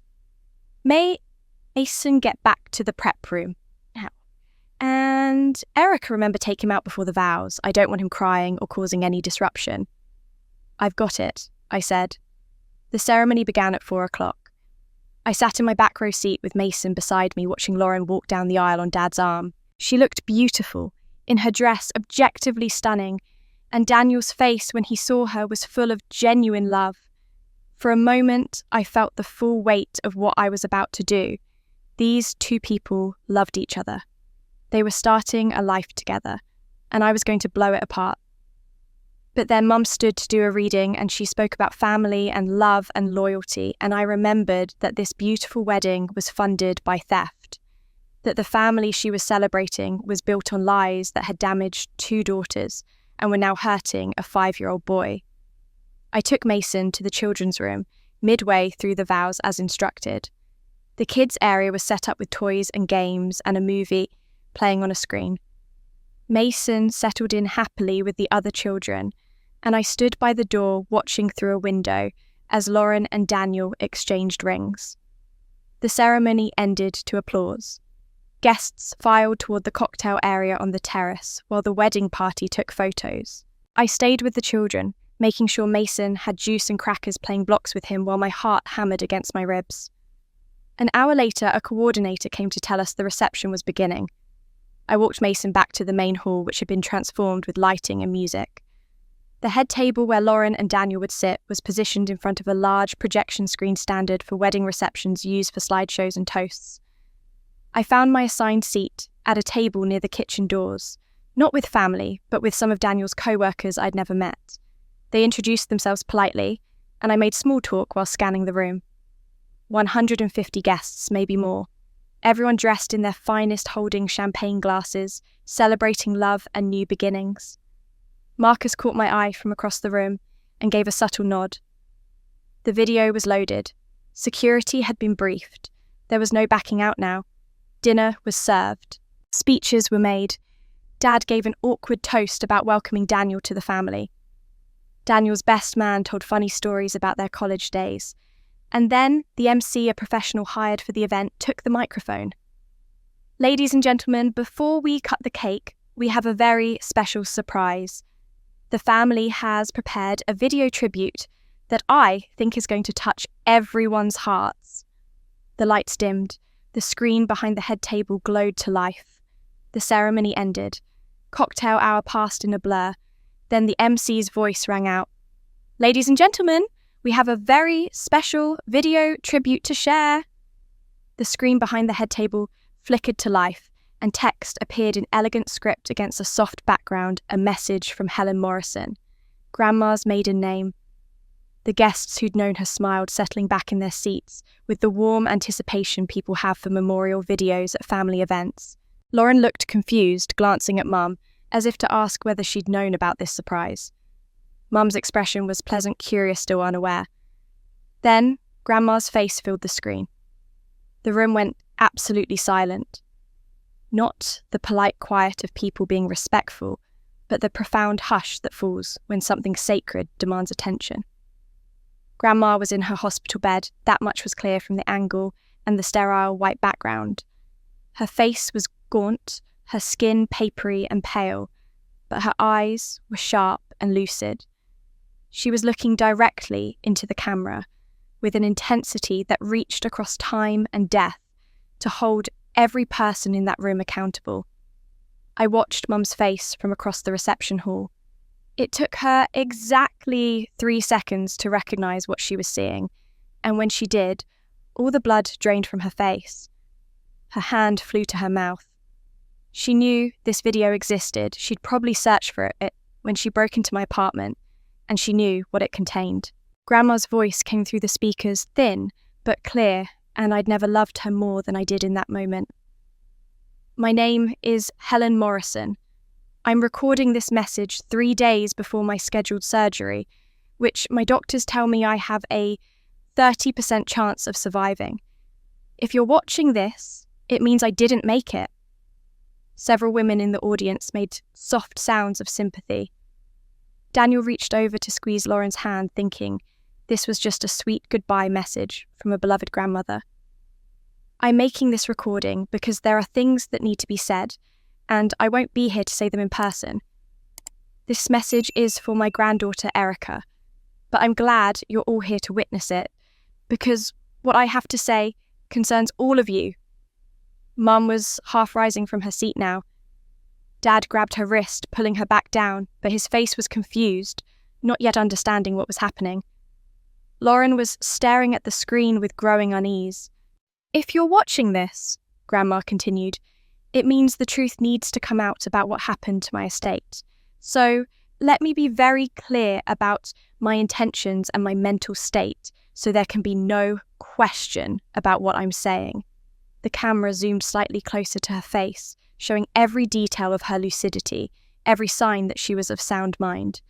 I, Helen Morrison, being of sound mind and body, though failing health, do hereby confirm that I have executed a last will and testament with attorney Harold Patterson of Patterson and Associates. In that will, I have left my entire estate, my savings, my investments, my home, and all my possessions to my granddaughter, Erica Marie Perry. Murmurs rippled through the crowd. People were glancing at each other at me, trying to understand why this was being played at a wedding reception. I am making this recording because I know my daughter Patricia will try to take what belongs to Erica. She has spent Erica's entire life diminishing her, erasing her, treating her as less than. I have watched this happen for 28 years, and I have been too weak to stop it. Mum's face had gone from white to a splotchy red. She was shaking her head, mouthing, "No, no, no," but no sound was coming out. Dad was still holding her wrist, but now his grip looked more like restraint than comfort. Erica was the only one who visited me in my final months. Not out of obligation, not to ask for anything, but because she loved me. She sat with me, read to me, held my hand when I was in pain. She is the kindest, most genuine soul in this family, and she deserves everything I'm leaving her. Lauren's face had crumpled into confusion. She was looking at Mum now, questions written all over her expression. So let me say this clearly, for all of you to hear, Erica Perry is my sole heir. Any documents claiming otherwise are fraudulent. If my daughter Patricia tries to claim she has a different will, she is lying. This is my true wish, witnessed by medical staff and recorded, so there can be no doubt. That's when Mum finally found her voice. She lunged from her seat, pointing at the AV booth where Marcus was standing with his arms crossed. Turn it off right now. This is a mistake. This isn't supposed to be playing. But the venue security guards I'd briefed stepped forward, positioning themselves between Mum and the AV equipment. One of them, a large man named James, said firmly, "Ma'am, you need to return to your seat." That's my mother on that screen. I have the right to, "Ma'am, sit down or you'll be escorted out." The room was buzzing now, everyone talking at once. Lauren was crying. Daniel was trying to comfort her while looking completely bewildered. Dad had his head in his hands. Several of Mum's friends were staring at her with expressions of shock and dawning horror. But Grandma's voice continued, calm and steady and absolutely relentless. "Patricia, if you're watching this, I want you to know that I forgive you for many things, but I will not forgive you if you steal from my granddaughter. Erica deserves this inheritance. She earned it with her love, and I am ensuring through this video and through proper legal documentation that she receives what is rightfully hers." Mum lunged toward the AV booth, screaming, "Turn it off!" But venue security, whom Erica had briefed, blocked her path. The video continued. Grandma's image remained steady on the screen, her eyes seeming to track across the room to each person watching. The chaos of Mum's outburst subsided as people realised the video was still playing, and a hush fell again, this time heavy with tension and curiosity. "I know some of you are wondering why I'm saying these things," Grandma continued as if she'd anticipated the room's confusion. "You're thinking, why not just handle this through proper legal channels? Why make a video? I'll tell you why. Because my daughter Patricia has spent Erica's entire life rewriting the narrative to suit herself." Mum had stopped struggling against the security guards and was now standing frozen between them, her face a mask of humiliation and rage. Several of her church friends were staring at her with expressions that had shifted from confusion to something harder. When Erica was 18 years old, Grandma said, her voice gaining strength, Patricia kicked her out of the house on her birthday to go pick up Lauren from a party. Not a single person in that family wished Erica happy birthday. That was the night I knew my granddaughter would never receive the love she deserved from her own mother. I felt eyes turning toward me, but I kept my gaze locked on the screen on Grandma's face. Tears were streaming down my cheeks now, but I didn't wipe them away. I watched Patricia favour Lauren at every turn. I watched her give Lauren opportunities while telling Erica she needed to work harder, be better, earn what Lauren got for free. I confronted Patricia about it many times, but she wouldn't listen. She couldn't see what she was doing to her own daughter. The room was utterly silent now, except for the sound of Lauren's crying. Even the waitstaff had stopped moving, standing against the walls to watch. So, I made a decision. I decided that since Patricia wouldn't give Erica what she deserved in life, I would give it to her in death. My entire estate, $400,000 in savings and investments, plus my home on Maple Street, belongs to Erica. Not because I don't love Lauren, but because Erica earned this with her love, with her time, with her presence when I was dying, and no one else bothered to show up. Mrs. Henderson, one of Mum's closest friends, was shaking her head slowly. I could see her mouthing to her husband. Patricia told us Helen was broke. She said there was nothing left. Erica, Grandma said, and now she was speaking directly to me, her voice softening. Baby girl, if you're watching this, I want you to know something. You are worthy. You have always been worthy. Your mother's inability to see that is her failure, not yours. You don't need to be perfect to deserve love. You don't need to earn what should be freely given. My hands were shaking so badly I had to clasp them together in my lap. I'm giving you permission, sweetheart, to stand up for yourself, to stop accepting crumbs and demand the full meal, to stop being invisible in your own family. This inheritance isn't just money, it's proof that someone saw you, valued you, loved you exactly as you are. The screen showed Grandma taking a laboured breath, reaching toward the camera as if she could reach through time to touch me. Don't let them convince you you're being selfish or vindictive by claiming what's yours. Don't let them twist this into you being the problem. You are not the problem. You never were. Stand up, baby girl. Make yourself seen. And know that I'm proud of you wherever I am. Grandma's image faded slowly, and for a moment I thought the video was over. The room remained silent, everyone processing what they'd just witnessed. I saw Aunt Carol with tears running down her face. I saw Uncle Jim staring at Mum with something that looked like disgust. I saw Daniel holding Lauren while she shook with sobs. Then I saw Dad. He was looking at the screen with his face in his hands, shoulders shaking. Whether it was grief or shame or both, I couldn't tell. I thought the screen would go dark. I thought people would start talking demanding explanations, that the chaos would resume. But instead, a new image appeared. It was Mr. Patterson, my lawyer in his office. He was wearing a suit and sitting at his desk with documents spread in front of him. The text beneath his image read, "Legal statement regarding estate of Helen Morrison." The buzzing in the room erupted into full conversation again. People were talking loudly, some standing to get a better view. Mum's face had gone from red to ashen. She looked like she might faint. "Oh, God," Lauren whispered loud enough for nearby tables to hear. "Oh, God, what did you do, Mum?" Mr. Patterson's voice came through the speaker's professional and measured, carrying the weight of legal authority. "My name is Harold Patterson, and I am the attorney who drafted the last will and testament of Helen Morrison on March 15th, 2 years ago. The following is a legal statement regarding state fraud." But the screen didn't go dark. Instead, Erica's lawyer's face appeared.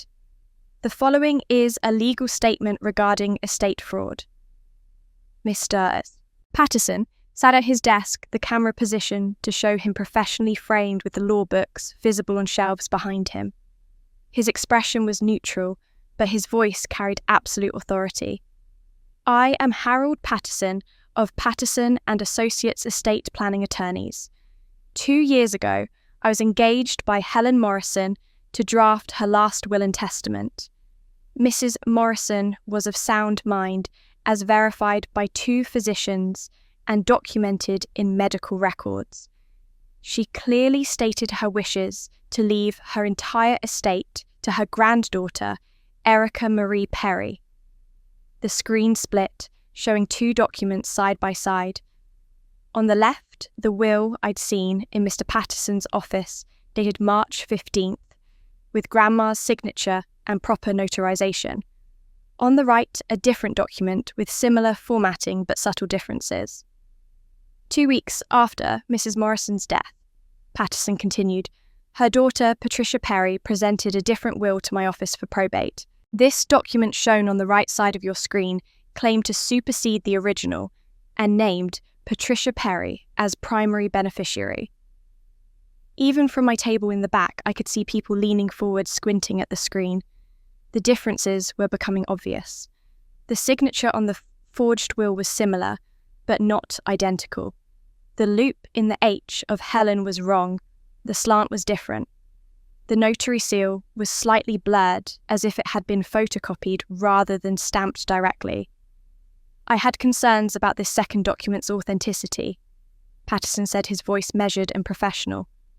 The notary seal belonged to an individual whose license had been revoked a year prior to the supposed signing date. The witnesses listed could not be verified as real individuals. However, without challenge from an interested party, I was legally obligated to process the probate as presented. The comparison on screen zoomed in on the signatures. Even someone with no expertise could see they didn't match. The room buzzed with whispered conversations. I heard words like forgery and fraud rippling through the crowd. Mrs. Patricia Perry provided an incorrect mailing address for Erica Perry, ensuring the rightful heir was never notified of the probate proceedings as required by law. The estate, valued at approximately $400,000 plus real property, was transferred to Patricia Perry based on fraudulent documentation. Numbers appeared on screen, 400,000 in accounts. The house on Maple Street, valued at $350,000, a total of $750,000 stolen through forgery and fraud. 6 months ago, Ms. Erica Perry contacted my office regarding her grandmother's estate. Upon review of the original will and the suspicious nature of the document Mrs. Patricia Perry submitted, I advised Ms. Perry that she has strong grounds for legal action. A lawsuit challenging the fraudulent probate has been filed in county court. Additionally, the evidence has been referred to the District Attorney's Office for potential criminal prosecution of forgery and estate fraud. Lauren's scream cut through the noise of the room. "You stole from Erica!" She was on her feet now, still in her wedding dress, mascara running down her face. "Mum, you stole her inheritance." "Lauren, honey, it's more complicated than..." Mum's voice was barely audible, shaking. $400,000, Lauren shrieked. "The house! That's where you got the money for my house, down payment, isn't it? That's how you've been funding everything." She turned to Daniel, horror on her face. "Oh my God, Daniel, the wedding! This wedding! It is paid for with stolen money." Daniel had gone pale, his arms still around Lauren, but his expression stunned and sickened. "The legal proceedings are ongoing," Patterson continued on screen, implacable. "However, I am making this statement publicly because Ms. Perry has the right to reclaim her inheritance, and the community deserves to know the truth about actions taken in their midst. Estate fraud is not a victimless crime. It is theft of the worst kind theft, from family theft of a deceased person's final wishes." The screen showed one final image, the real will, Grandma's signature, and the date. Then Patterson's face returned. "Erica Perry is the rightful heir to Helen Morrison's estate, Any money or property transferred based on the fraudulent will was obtained through criminal means. This is not a family dispute. This is documented fraud that will be prosecuted to the fullest extent of the law. The video finally ended. The screen went dark. The reception hall erupted. People were standing talking loudly, some shouting questions at Mum. I saw Mrs. Henderson grab her purse and walk toward the exit, her face tight with anger and betrayal. Several other couples followed. Lauren was sobbing half-collapsed in Daniel's arms. Mum stood frozen like a statue, her face the colour of ash. Dad finally lifted his head from his hands and looked at Mum with an expression I'd never seen before.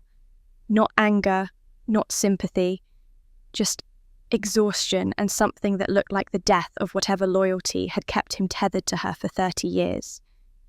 "How could you?" he said quietly. "Patricia, how could you?" But Mum wasn't looking at him. She was looking at me, finally seeing me across that crowded room. And in her eyes I saw, not remorse, but rage.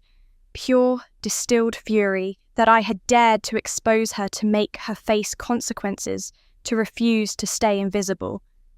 The MC was trying to restore order, saying something about taking a break, but nobody was listening to him.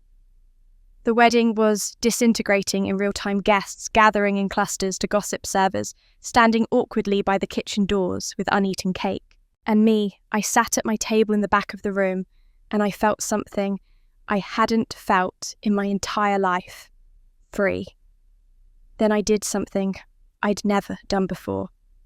I stood up, walked through the chaos toward the head table where the microphone stood, and prepared to use my voice for the first time in 28 years. Mum collapsed in her chair sobbing. Dad stood frozen. And then I did something I'd never done before. I stood up, walked to the microphone and spoke. The walk across that reception hall felt like miles. I could feel every eye on me, could hear the whispers that followed in my wake. Someone near the bar said, "That's her, the one who was erased."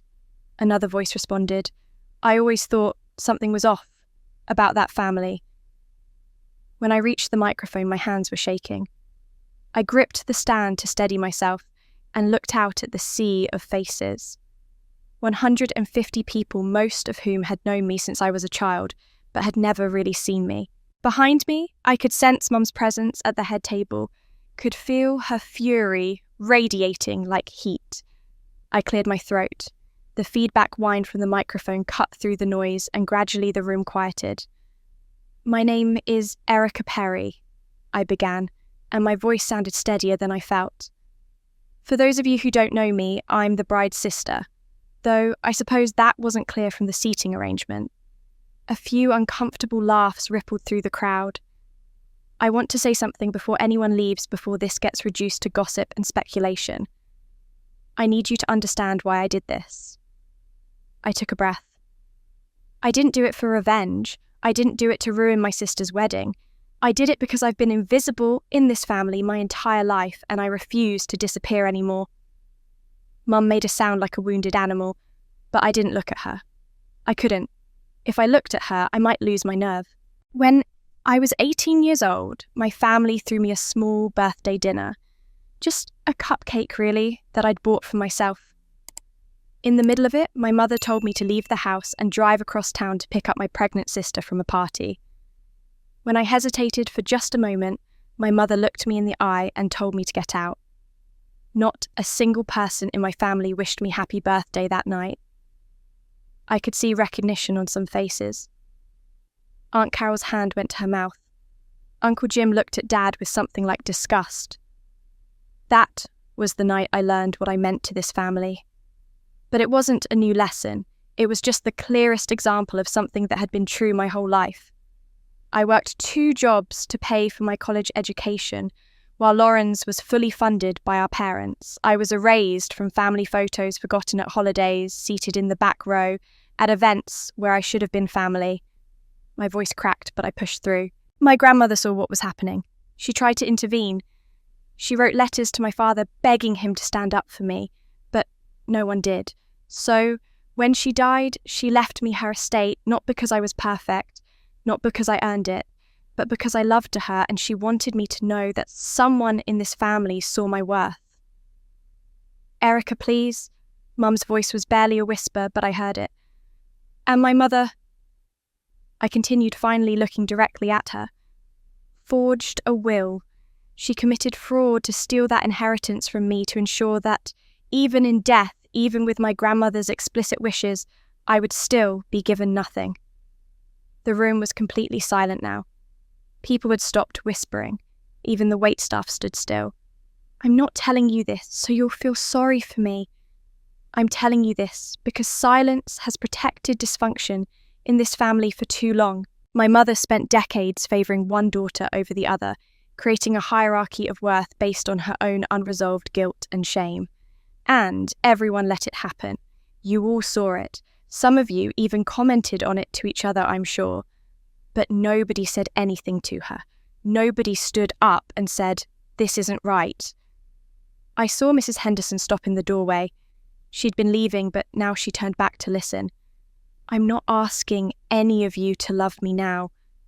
I'm not asking for sympathy or validation, though I appreciate those of you who are finally seeing what was always there. I'm telling you that you don't get to steal from me, lie about me, gaslight me into thinking I'm the problem, and expect my silence anymore. Those days are over. My hands had stopped shaking. My voice was clear and strong. I deserve to exist. I deserve to take up space. I deserve to be seen. And I will not apologise for demanding what should have been freely given. I looked at Lauren, who was staring at me with devastated eyes. I'm sorry this happened at your wedding. I truly am. You didn't deserve that, but I also didn't deserve 30 years of erasure, and I'm done protecting the people who erased me at the expense of my own truth. For a moment, nothing happened. The silence stretched so long, I thought everyone would just sit there frozen in awkward shock. Then Aunt Carol stood up. She was crying, and she started clapping. Slowly at first, then louder. Uncle Jim joined her. Then Daniel's sister. Then one of Dad's co-workers I vaguely recognised. A scattering of applause spread through the room. Not everyone, maybe a third of the guests, but enough. Enough to tell me that my perception hadn't been wrong, that other people had seen the dysfunction, and now, finally, were acknowledging it. Mum looked up at me from her seat at the head table, and the expression on her face was pure, undiluted hatred. Not sadness, not remorse. Just rage that I had dared to expose her, to take away her control over the narrative. But then, Dad did something that shocked everyone. He stood up slowly like a man who'd been carrying a weight for so long, he'd forgotten what it felt like to stand upright. He looked at me, then at the crowd, then at his wife. She's right, he said, his voice rough. Everything Erica just said is true, and there's more you all need to know. Mum looked up at me with pure hatred. But then Dad did something that shocked everyone. He stood up and said, she's right, and there's more you all need to know. I felt my stomach drop. I knew what he was about to say, and I wanted to stop him. This wasn't part of my plan. I deliberately kept the paternity secret out of my exposure because it would devastate Lauren. And despite everything, Lauren was as much a victim of this system as I was. But Dad was already standing, already moving toward the microphone where I stood, and I could see in his eyes that he'd made a decision. Dad, I said quietly, stepping aside, you don't have to. Yes, I do. His voice was firm, more certain than I'd heard it in years. I should have done this 30 years ago. The room, which had been buzzing with reaction to my speech, went quiet again. People settled back into their seats, sensing that more revelations were coming. Mum had gone very still, her crying stopped, her face frozen in an expression of horror. Dad gripped the microphone stand with both hands, like he needed it, to hold himself upright. My name is Richard Perry. I'm Lauren's father. He paused and his voice cracked. I'm the man who raised Lauren, but I'm not her biological father. The gasp that went through the room was audible. Lauren, who'd been sitting with her head on Daniel's shoulder, jerked upright. What? 30 years ago, Dad continued not looking at anyone in particular, just staring at some point in the middle distance. My wife had an affair. She got pregnant. When Lauren was born, I demanded a paternity test because I needed to know the truth. His voice was flat, reciting facts. The test showed I wasn't the biological father. Lauren made a sound like she'd been punched. No, that's not. Dad, tell me that's not true. I'm sorry, sweetheart. Dad finally looked at her and his face crumpled with grief. I'm so sorry you're finding out like this. But it is true. Your mother had an affair with someone she worked with. You're not mine biologically, but I chose to raise you anyway. I chose to stay to be your father because despite everything, I loved you. I still love you. Mum was shaking her head violently, tears streaming down her face.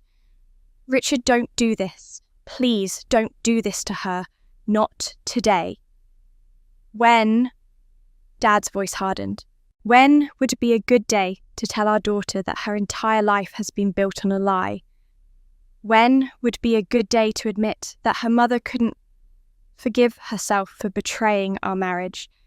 So she took it out on our other daughter, my biological daughter, for 30 years.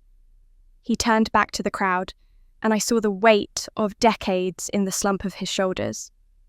My wife couldn't live with what she'd done. Every time she looked at Erica, she saw the family she'd destroyed, the trust she'd broken. Erica was a reminder of her shame, so she pushed her away.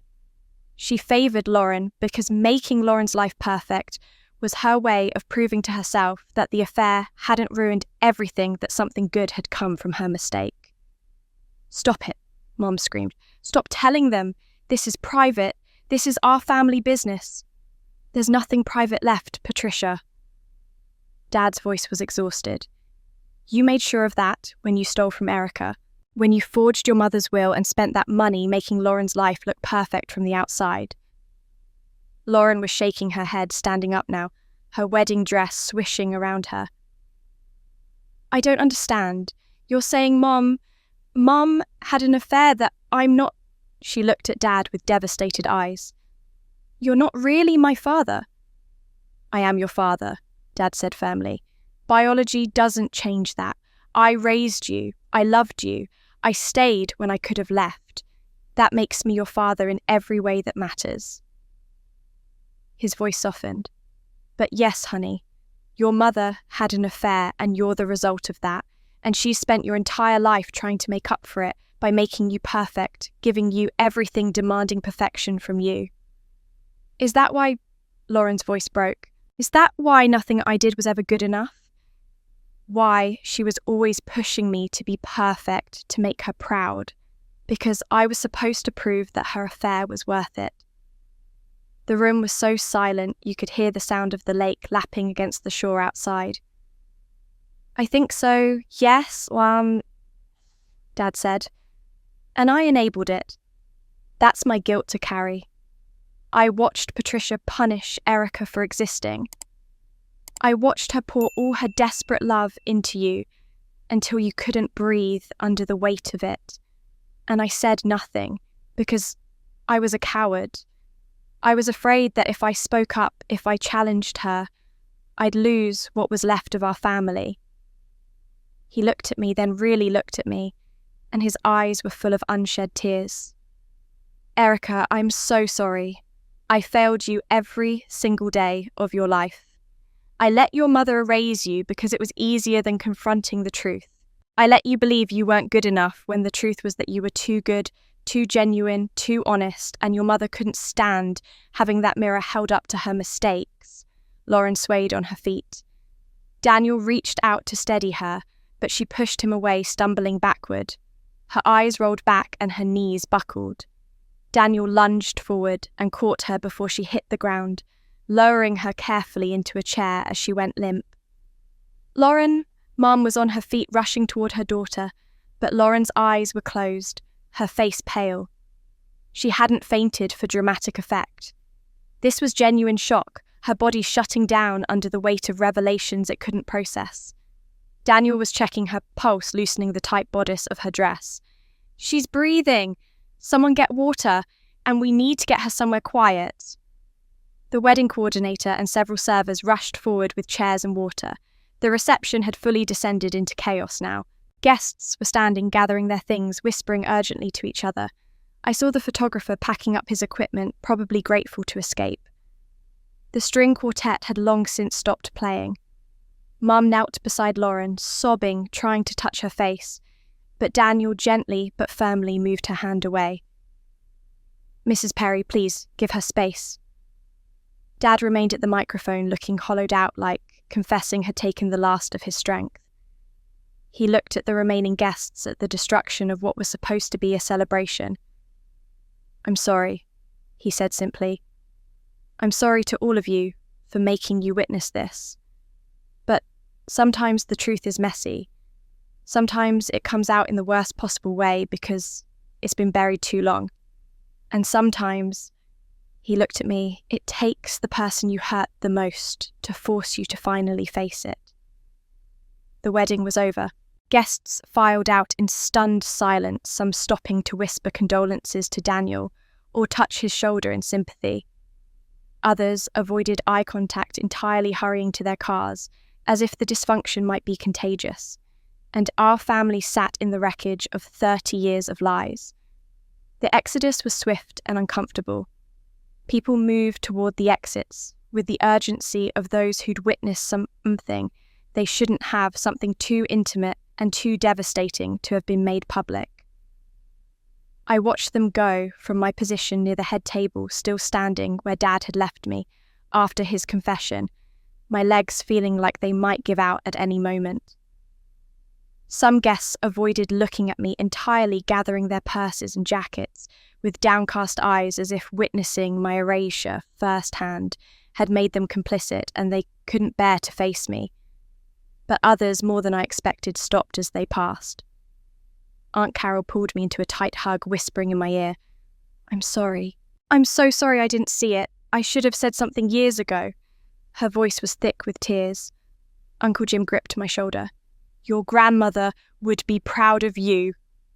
Daniel's sister, a woman I'd barely spoken to, pressed a business card into my hand. "If you need anything, a place to stay, someone to talk to, call me. What your mother did was unconscionable." But just as many people hurried past without acknowledgement, their discomfort palpable.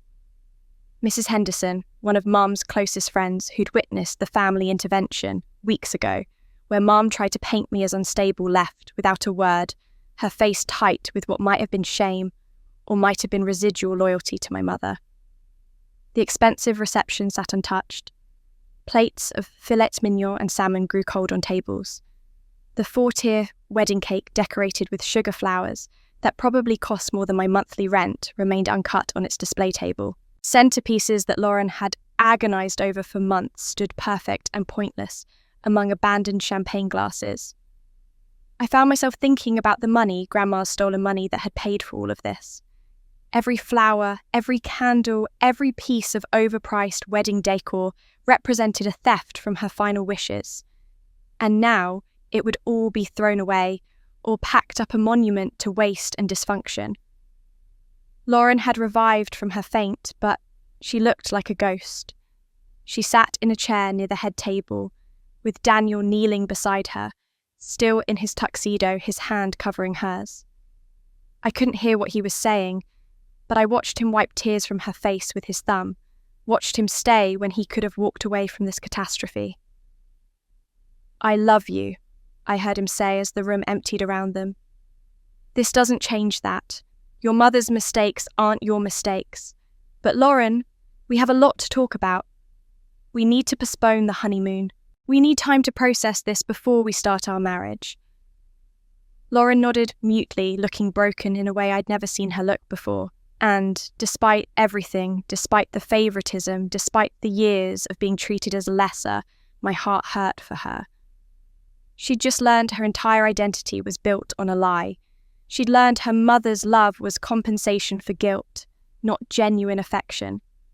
She'd had her wedding destroyed and her sense of self shattered in front of 150 people. Mum was hovering nearby, desperate to comfort her daughter, but being kept at distance by Daniel's protective positioning.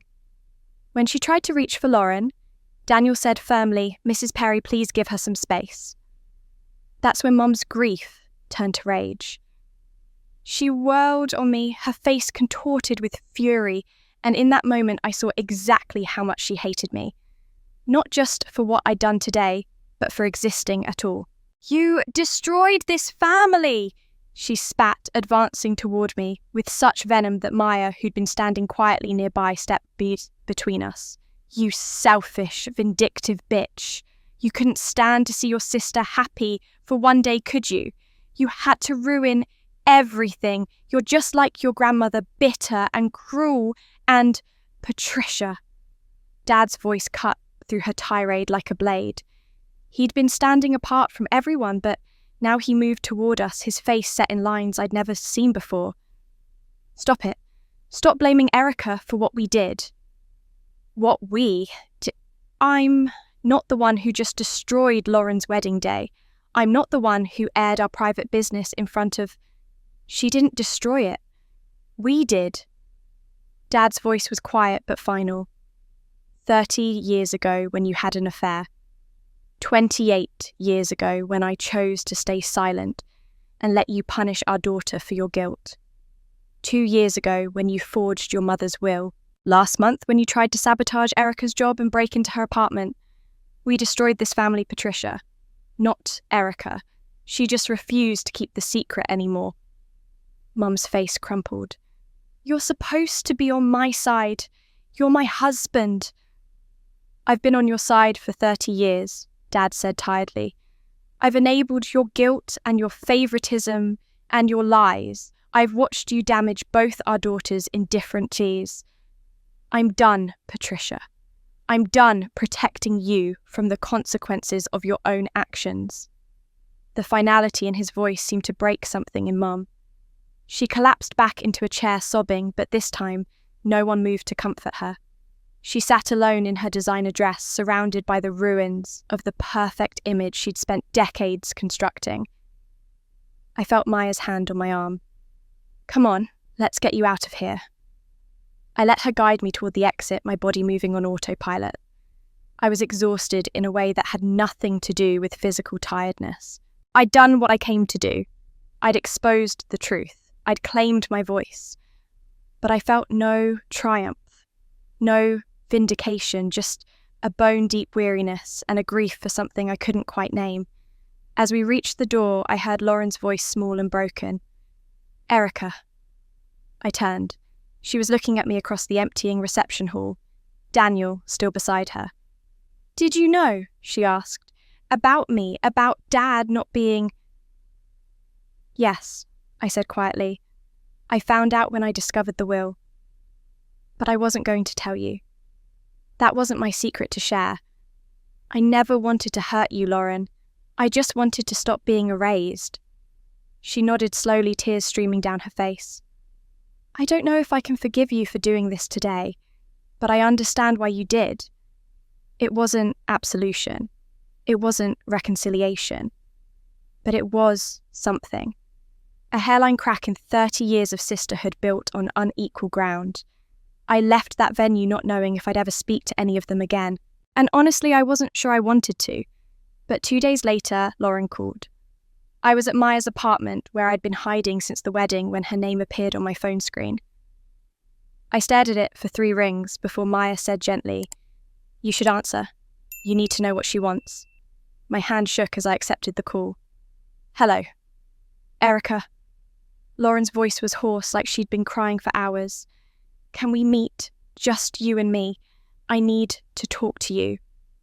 Every instinct told me to say no to protect myself from whatever attack or manipulation might be coming. But there was something in her voice, something broken and genuine that made me hesitate. "Okay," I heard myself say, "but Maya comes with me, and it's in public." "That's fine. Anywhere you want." We met at a coffee shop on the other side of the city, far from our old neighbourhood where too many people knew our family. I arrived 15 minutes early with Maya, who took a table near the window with her laptop close enough to intervene if needed, but far enough to give us privacy. When Lauren walked in, I barely recognized her. No makeup, hair pulled back in a messy ponytail. Wearing sweatpants and an oversized sweatshirt, she looked like she'd aged 5 years in 2 days. Her eyes were swollen from crying, and when she sat down across from me, I could see her hands trembling. We sat in silence for a long moment. I had nothing to say and no idea how to start this conversation.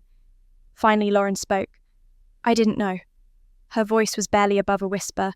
About the will, about Grandma's estate. I swear to God, Erica, I had no idea Mum forged anything. But you knew the money existed, I said carefully. You knew there was an inheritance.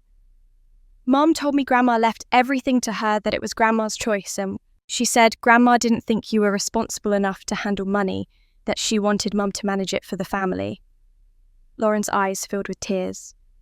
I believed her. I'm so sorry. I should have questioned it, but I believed her. I wanted to stay angry. I wanted to hold on to my righteousness. But looking at Lauren's devastated face, I felt something shift in my chest. You didn't know about the affair either, I said. It wasn't a question. No. The word came out like a sob. No, I thought I was his daughter. I thought... She pressed her hands to her face. God, Erica, my whole life is a lie. Everything I thought I knew about who I am, where I come from, why Mom treats me the way she does, it's all built on lies. I'm sorry, I said, and I meant it. I never wanted you to find out like that. I wasn't going to tell you about the paternity. That wasn't my secret to share. Dad shouldn't have done that at your wedding. But you knew. Lauren looked at me with something that wasn't quite accusation. You found out, and you didn't tell me. Would you have believed me if I had, before the wedding, before all of this? I asked gently. Or would you have thought I was making it up to hurt you? She was quiet for a moment. I don't know. Probably the second one. Mum had me so convinced that you were jealous, that you were unstable. She took a shaky breath. I'm sorry. I'm so sorry for believing her. I knew I was favoured. I've always known. But I thought it meant they loved me more. I thought I'd earned it somehow by being good, by being perfect. And you didn't question what it cost me. The words came out sharper than I intended. I did, Lauren said, looking directly at me for the first time. I questioned it every time Mum forgot your birthday or praised me for something you'd accomplished first. But I told myself it was because I was better, because I tried harder, because I was the daughter they wanted. Her voice cracked. I had to believe that, Erica, because if I admitted that the favoritism was arbitrary and cruel, then I'd have to face the fact that their love was conditional, that I was living in a golden cage. The coffee shop hummed with afternoon activity around us, but our table felt suspended in its own reality. You want to know what the worst part was? Lauren continued, her tears flowing freely now. I felt like I had to be perfect every second or they'd stop loving me. Every grade, every achievement, every decision I was performing for them. I couldn't fail. I couldn't be human. I watched you be free to make mistakes, to be messy and real, and I hated you for it. But really, I envied you. I sat back trying to process this. You envied me, Lauren. You had everything. The money, the attention, the validation. I had conditions, she interrupted. I had their love as long as I was perfect. As long as I made Mum feel like her affair was justified, like something good came from her betrayal. You think I didn't know I was her redemption project? On some level, I always knew. I just couldn't admit it. We sat in silence for a moment and something clicked into place in my understanding. We'd both been damaged by the same system, just in different ways. I'd been starved for attention. She'd been suffocated by it. I'd been told I wasn't enough. She'd been told she couldn't afford to be anything less than perfect. Neither of us had been loved healthily. I grabbed Mason, Lauren said suddenly. The bruise you saw. I grabbed him hard enough to leave marks because I was stressed about the wedding and he spilled juice on my planning binder. And in that moment, I became her. I became Mum. That's when I knew I needed help. Have you started therapy? I asked. I have a first appointment next week. She looked down at her hands. Daniel says we can't start our marriage until I've worked on myself. He says he loves me, but he won't bring children into the same dysfunction we grew up in. And he's right. I felt a grudging respect for Daniel. He'd stayed, but with boundaries. That took strength. I don't expect you to forgive me, Lauren said. I don't even know if I can forgive Mum or myself yet. But I need you to know that I'm sorry. I benefited from a system that hurt you, and even if I didn't create it, I participated in it. I'm sorry for every birthday I celebrated while yours was forgotten. I'm sorry for every achievement Mum praised while yours went unnoticed. I'm sorry for believing I deserved more than you did. Her words cracked something open in my chest. Not forgiveness, not yet, but maybe the beginning of understanding. We were both victims, I said quietly. Just different kinds. Can we ever be real sisters? Lauren asked, her voice small and hopeful and terrified. Not the sisters Mum created with one favoured and one forgotten, but actual sisters who choose each other. I looked at this woman across from me, my sister, my rival, my fellow survivor of the same toxic family system. I didn't have an answer yet.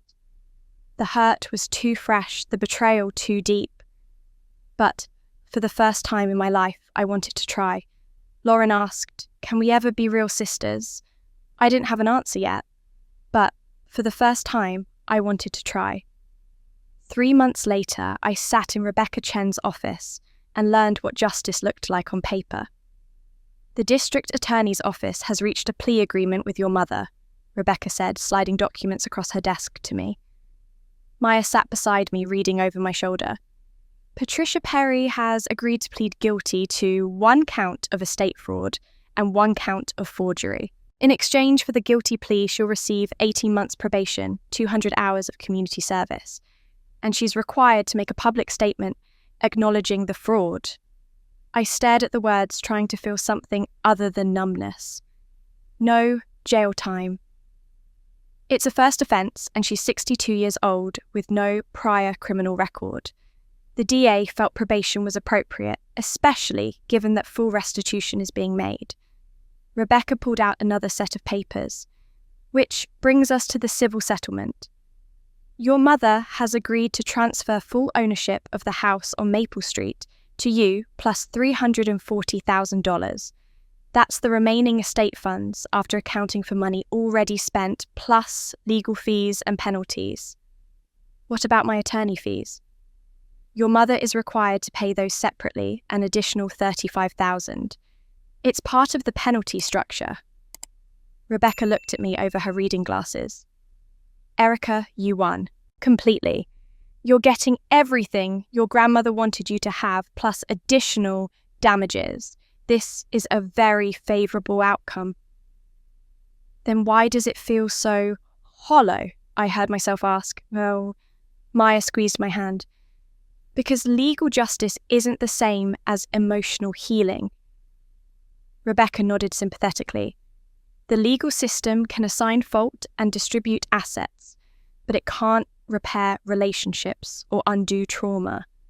What it can do is validate that you were wronged and ensure consequences for that wrong. And in that respect, this outcome is everything we hoped for. I signed the settlement papers, my hand steady even though I felt anything but. The house was mine. The money was mine. Mum would have a criminal record. She'd stand in front of a judge and admit to fraud. She'd spend 200 hours doing community service, probably at some church where everyone knew what she'd done. It should have felt like victory. Instead, it felt like the end of a war nobody won. The final piece of resolution came from work. My employer, after 3 months of investigation, that turned up exactly 0 evidence of embezzlement because the accusations had been entirely fabricated, officially cleared me. Stephen Chen called me into his office on a Tuesday afternoon. Erica, on behalf of the firm, I want to offer you a formal apology. The accusations against you were completely unfounded, and we should have been more skeptical of anonymous claims, especially ones that arrived with such conveniently detailed evidence. He handed me an envelope. This is 3 months of back pay, plus a bonus for the distress this caused you. We'd very much like you to stay with the firm. Thank you, I said, but we both knew something had broken. The people I'd worked with for 5 years had seen me escorted out with a box of my belongings. They'd whispered about embezzlement. Even now, with my name cleared, some of them looked at me differently. I stayed for another month tying up loose ends and training my replacement. Then I resigned politely and professionally and felt nothing but relief when I walked out of that building for the last time. The house on Maple Street Grandma's house, now legally mine, sat empty while I decided what to do with it. I went there once, walking through rooms full of memories, both good and terrible. The kitchen, where Grandma taught me to bake. The living room where Mum had told me to get out on my 18th birthday. The bedroom where I'd cried myself to sleep countless nights feeling invisible. I couldn't live there. The walls held too much history, too many ghosts. So, I listed it for sale, and it sold within 2 weeks to a young family with 3 kids who had no idea about the dysfunction that had festered within those walls. I signed the deed over and felt lighter with each signature.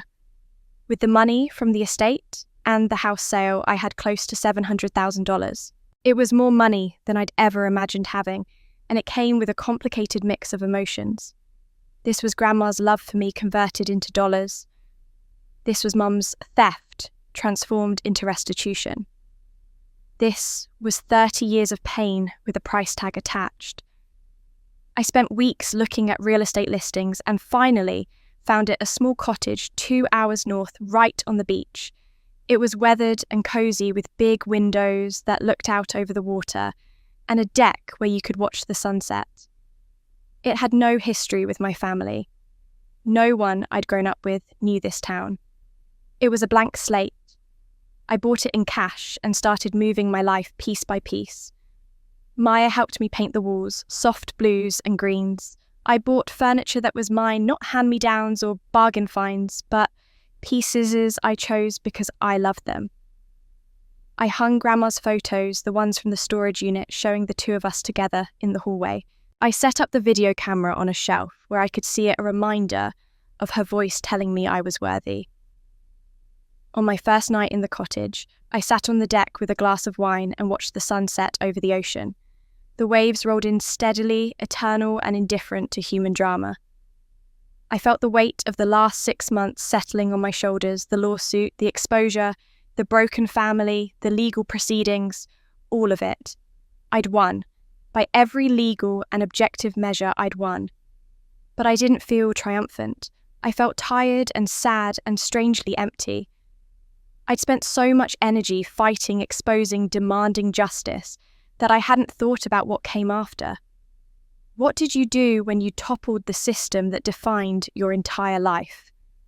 When you'd burned down the structure you'd spent decades trying to fit into, Lauren had texted me earlier that day. Heard you bought a place at the beach. I'm happy for you. We'd met twice more since that first coffee shop conversation. Small steps, careful words. Neither of us knew how to be sisters without the toxicity that had always defined our relationship, but we were trying. Dad had reached out too, asking if we could talk. I hadn't responded yet. His confession at the wedding had been brave, but it didn't erase 30 years of cowardice. I didn't know if I was ready to forgive him or if I'd ever be. Mum hadn't contacted me at all, which was exactly what I'd expected.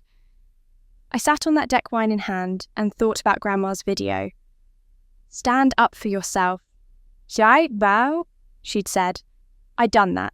I'd made myself seen. I'd demanded the respect and recognition that should have been given freely.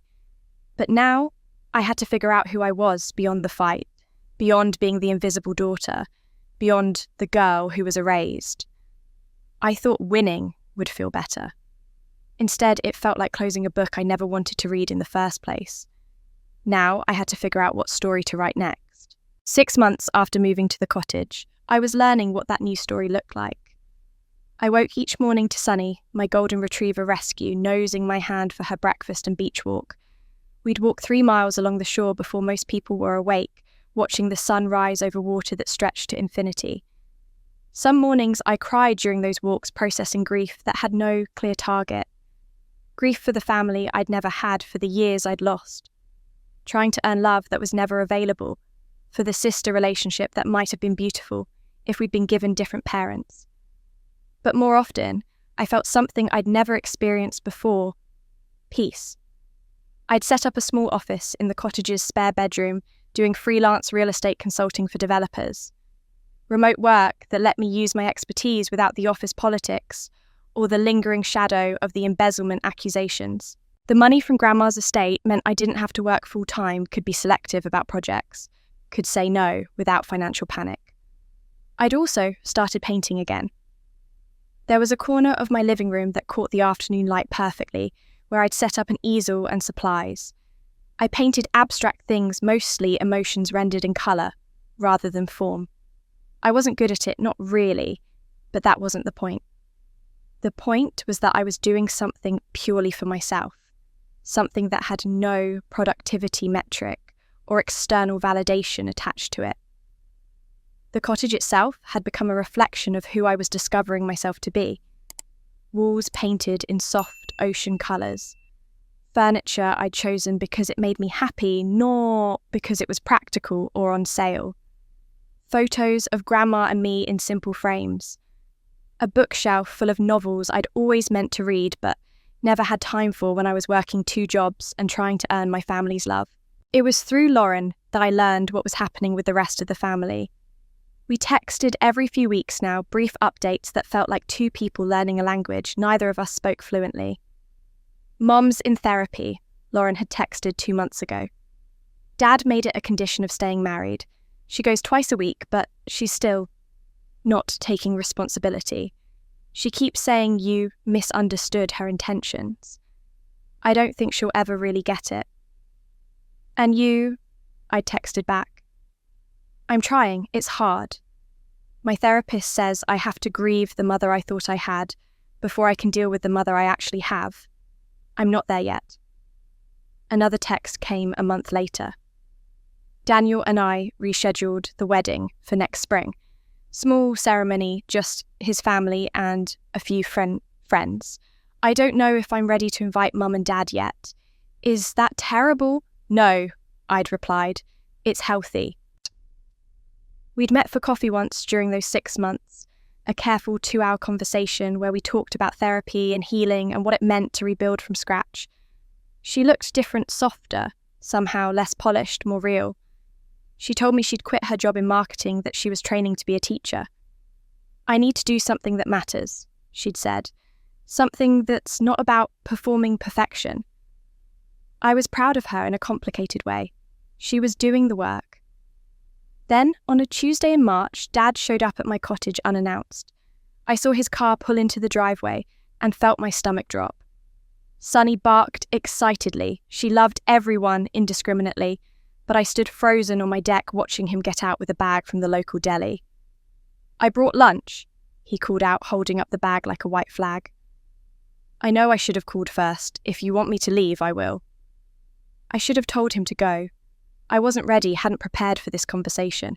But something in the slope of his shoulders, the grey that had overtaken his hair in the last 6 months, made me gesture toward the deck chairs. "You can stay, but I'm not promising anything." We ate sandwiches in silence for the first 10 minutes, Sunny lying hopefully at Dad's feet, waiting for dropped food. Finally, Dad set down his sandwich and looked at me. "I'm not here to ask for forgiveness," he said. "I'm not here to explain or justify. I'm just here to say I'm sorry and to tell you that I see you now. I see what we did to you, what I let happen. Let happen is generous," I said. "You participated, actively." "You're right," he nodded, accepting it. I told myself I was caught between 2 daughters, that I was trying to keep the peace. But the truth is, I was a coward. I chose my comfort over your well-being for 30 years. We talked for 3 hours.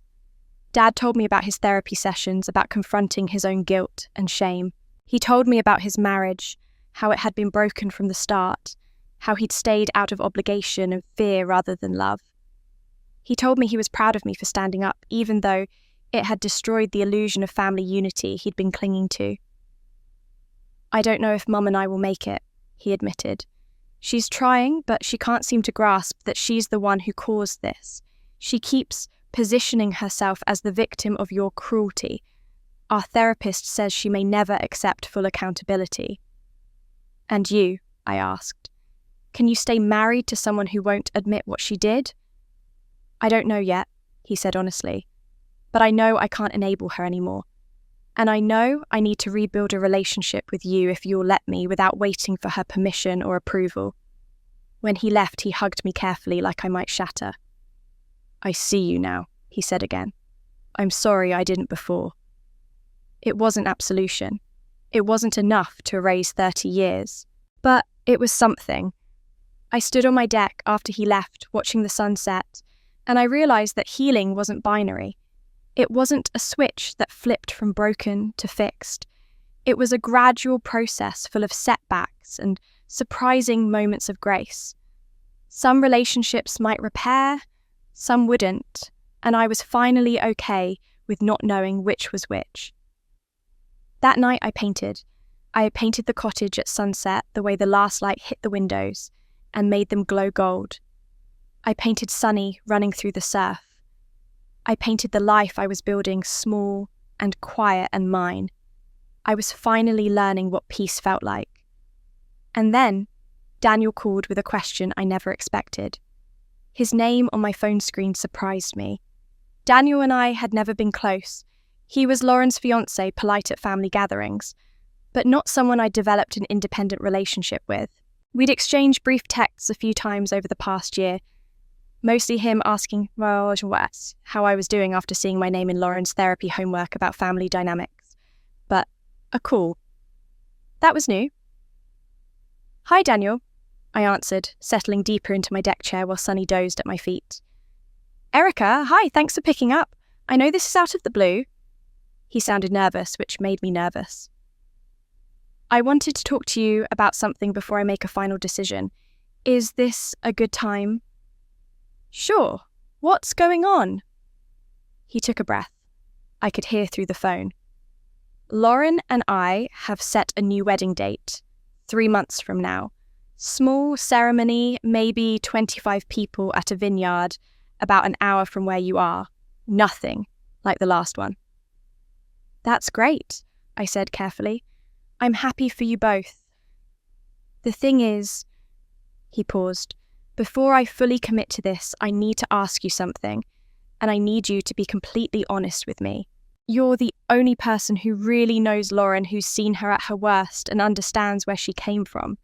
Do you think she's capable of real change?" The question caught me off guard. I watched a seagull land on my deck railing, considering my words carefully. "That's a heavy question to ask me, Daniel. I'm probably the least objective person you could ask about Lauren." "Maybe, but you're also the most qualified. You grew up in that system. You know what patterns she's fighting. And you've been honest about everything else, sometimes brutally so." His voice softened. "I love her, but I need to know if the work she's doing is real, or if she's just performing change the way she used to perform perfection." I thought about the Lauren I'd known growing up, polished, anxious, desperate for approval. Then I thought about the Lauren I'd met for coffee, 6 months ago, makeup-free, talking openly about her struggles in therapy, admitting she'd been a people pleaser her whole life and was learning to have opinions even when they disappointed people. A year ago, I would have said no. I told him honestly. I would have said she was too damaged by Mum's toxic love, too invested in being the golden child. But Daniel, she's doing the work. Real work. Therapy isn't just something she goes to for an hour a week. She's actually implementing what she learns. She's setting boundaries with Mum that I never thought she'd have the courage to set. Like what? Like telling Mum that she's not inviting her to the wedding unless Mum admits what she did was wrong. not just mistakes were made or I'm sorry you were hurt, but actually taking responsibility. Lauren told me Mom still can't do it, so she's not coming. Daniel was quiet. I didn't know she'd uninvited her mother. It's new. Last month, Lauren called me crying about it, said she felt guilty, but also lighter. That's growth, Daniel. Real, painful growth. She's breaking patterns that took 30 years to form. That's not nothing. Do you trust her? He asked. The question hit harder than I expected. Did I trust Lauren? Not completely, not yet. Trust took time to rebuild. But did I believe she was trying to become trustworthy? Yes. I trust that she's trying, I said. I trust that she recognizes the dysfunction and is working to not repeat it. Can I guarantee she won't fall back into old patterns when she's stressed? No. Nobody can guarantee that. But I believe she's committed to being different than our mother, especially for Mason's sake. Daniel let out a breath that sounded like relief. Thank you. That helps. He paused, which brings me to my second question. Would you come to the wedding? I felt my chest tighten. Daniel, I know what I'm asking. I know the last wedding was traumatic for everyone, but Lauren specifically wants you there. Not out of obligation, not because you're supposed to be there as family. She wants you there because you represent the truth. She says she can't start her marriage with more lies or performance, and having you there, someone who's seen her at her worst and is still willing to show up, that would mean something to her. I stood up and walked to the edge of the deck, looking out at the ocean. The waves rolled in steady and eternal, indifferent to human drama. Sonny followed me, pressing against my leg. I don't know if I can do that, I said honestly. I've worked really hard to build a life separate from that family chaos. Going to Lauren's wedding feels like stepping back into it. I understand, but Erica, this wouldn't be like before. Your mother won't be there. Your father is invited, but not in any position of honour. It's me, my family, a few close friends, and Lauren wants you. Just you, as her sister, not as a supporting character in someone else's production. The distinction mattered. Sister, not supporting character. Someone invited because they were wanted, not obligated. If I come, I said slowly, I need boundaries. I come for the ceremony and maybe you go stay for an hour of the reception. No family photos with Dad unless I feel comfortable in the moment. And I can leave at any point if it becomes too much. No guilt trips, no, but family should stay pressure.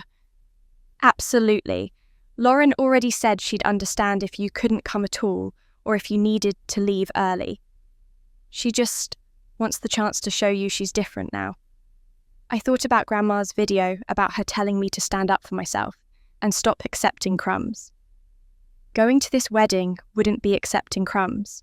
It would be choosing on my own terms to witness my sister's attempt at building something healthier than what we grew up with. Okay, I heard myself say. I'll come.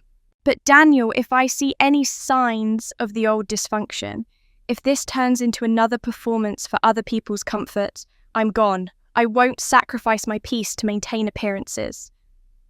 Deal. And Erica. Thank you. This means more to Lauren than you probably realise. After we hung up, I sat back down on the deck, processing what I'd just agreed to. The wedding was in 3 months. Lauren's second attempt at starting her marriage.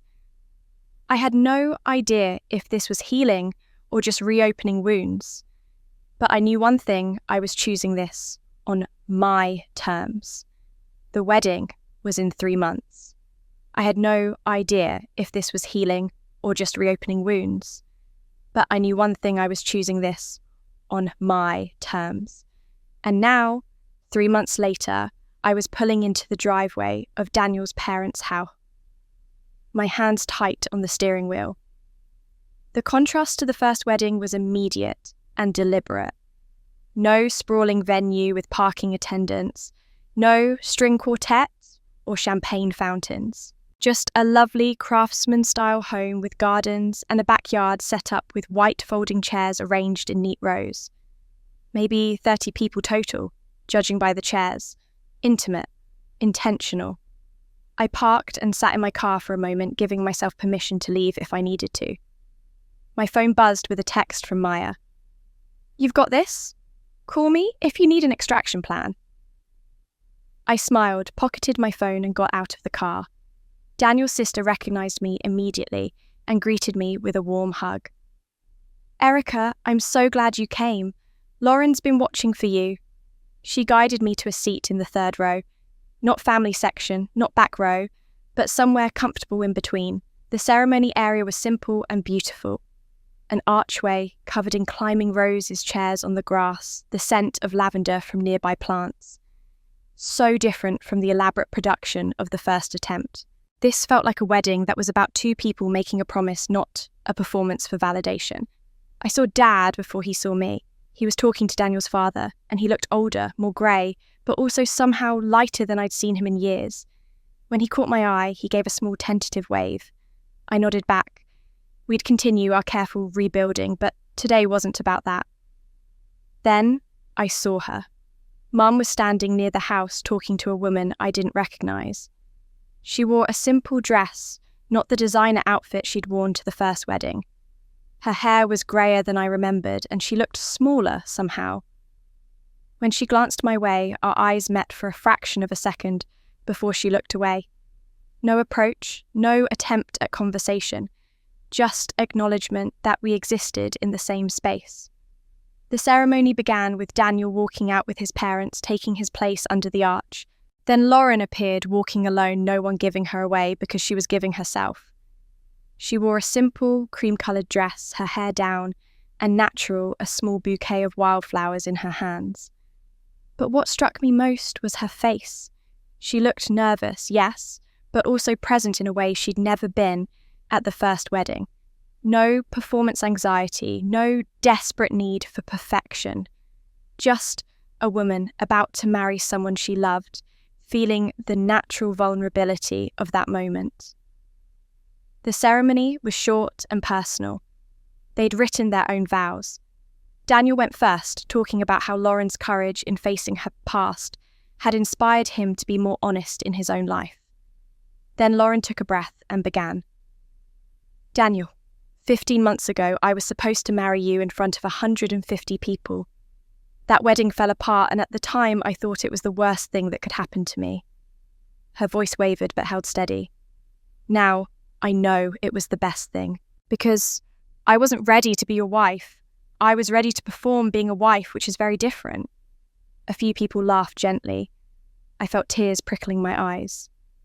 "I'm learning that love isn't about being perfect. It's about being honest. It's about showing up as your real self, even when that self is messy and struggling and figuring things out. You've given me the space to be imperfect, and that's the greatest gift anyone's ever given me." She turned slightly, and her eyes found mine in the third row. "My sister taught me something important, that silence protects dysfunction, and the truth, even when it's painful, is how we heal. I'm marrying you today, not as the perfect woman I was pretending to be, but as the imperfect woman I actually am, and I'm promising to keep being honest with you, even when it's hard." I was crying openly now, and I wasn't the only one. Daniel's mother was dabbing her eyes. Dad had his head bowed, shoulders shaking slightly. They exchanged rings, kissed, and everyone applauded. It was simple and real, and nothing like the production the first wedding had been. The reception was in the backyard, a buffet lawn games casual conversation. I stayed on the periphery talking to a few of Daniel's relatives, watching from a comfortable distance. Then I felt a small hand grab mine. Aunt Erica, Mason, now 6 years old, grinned up at me. "I didn't know you'd be here. Will you play cornhole with me? Asa?" I looked across the yard and saw Lauren watching this moment. Our eyes met and she mouthed 2 words, "Thank you." For being safe for her son, for showing up, for being honest when everyone else was pretending, for all of it. "Of course, buddy," I told Mason, letting him pull me toward the game. We played for 20 minutes and Mason chatted about kindergarten and his new obsession with dinosaurs. Lauren joined us eventually, and for a few minutes it was just the 3 of us playing a game, laughing when Mason beat us both. It felt almost normal. As the afternoon wore on, I was getting ready to leave when Mum approached. I saw her coming and braced myself, but she stopped a few feet away, respecting my space. "Erica," she said quietly, "I just wanted to say, I'm glad you came. It means a lot to Lauren." I looked at her, really looked at her, and saw someone who was still broken, still unable to fully face what she'd done, but at least was no longer attacking me for revealing it. "I'm not ready to talk yet, Mum," I said firmly but not unkindly. "Maybe someday, but not today." She nodded, her eyes glistening. "I understand." And then she did something that shocked me. She actually walked away. She respected the boundary. I left an hour later, hugging Lauren briefly at the door. "You did good," I told her. "This was real." "It was terrifying," she admitted, "but also right." As I drove home that evening, watching the sun set over the highway, I realised something fundamental had shifted. I didn't need them to be perfect. I didn't need Mom to have a dramatic moment of full accountability, or Dad to erase 30 years of cowardice, or Lauren to never struggle with old patterns again. I just needed them to stop pretending they were perfect. I needed them to be honest about their brokenness and do the work to heal it. And for the first time, some of them were actually trying. As I drove home that evening, I realised something: I didn't need them to be perfect. I just needed them to stop pretending they were. 3 years after the wedding that changed everything, I stood in my kitchen, prepping Thanksgiving dinner, and marvelled at how different my life looked. The cottage smelled like roasted turkey and sage cinnamon from the pies cooling on the counter, and the salt air from the ocean just beyond my deck. Sunny lay in her favourite spot by the sliding glass door, her tail thumping lazily as she watched me work. Through the window, I could see the table I'd set up on the deck, mismatched chairs I'd collected from thrift stores, a tablecloth Maya had given me last year, flowers from my garden in simple mason jars. This was the first Thanksgiving I'd ever hosted. The first time I'd had a home that felt like mine enough to invite people into it. The first time I'd had the confidence to say, "This is who I am. This is my space, and you're welcome here if you can honour that." The guest list had taken weeks to finalise, not because it was complicated, but because each name represented a choice. Dad was coming driving up from the city with a pumpkin pie. He'd made himself a new hobby he'd taken up in therapy, his counsellor's suggestion for creating rather than destroying. Lauren and Daniel were bringing Mason, now 8 years old and obsessed with marine biology thanks to living near the ocean. Maya was coming with her husband and their 1-year-old daughter. I'd invited 2 neighbours, a retired couple who'd welcomed me to the community 3 years ago and had become unlikely friends, and I'd invited Mum. She'd declined in a brief, formal email 2 weeks ago. "I appreciate the invitation, but I don't think I'm ready yet. I hope you have a lovely day." No excuses, no guilt trips, just an honest statement of where she was. It was the most mature communication she'd ever given me.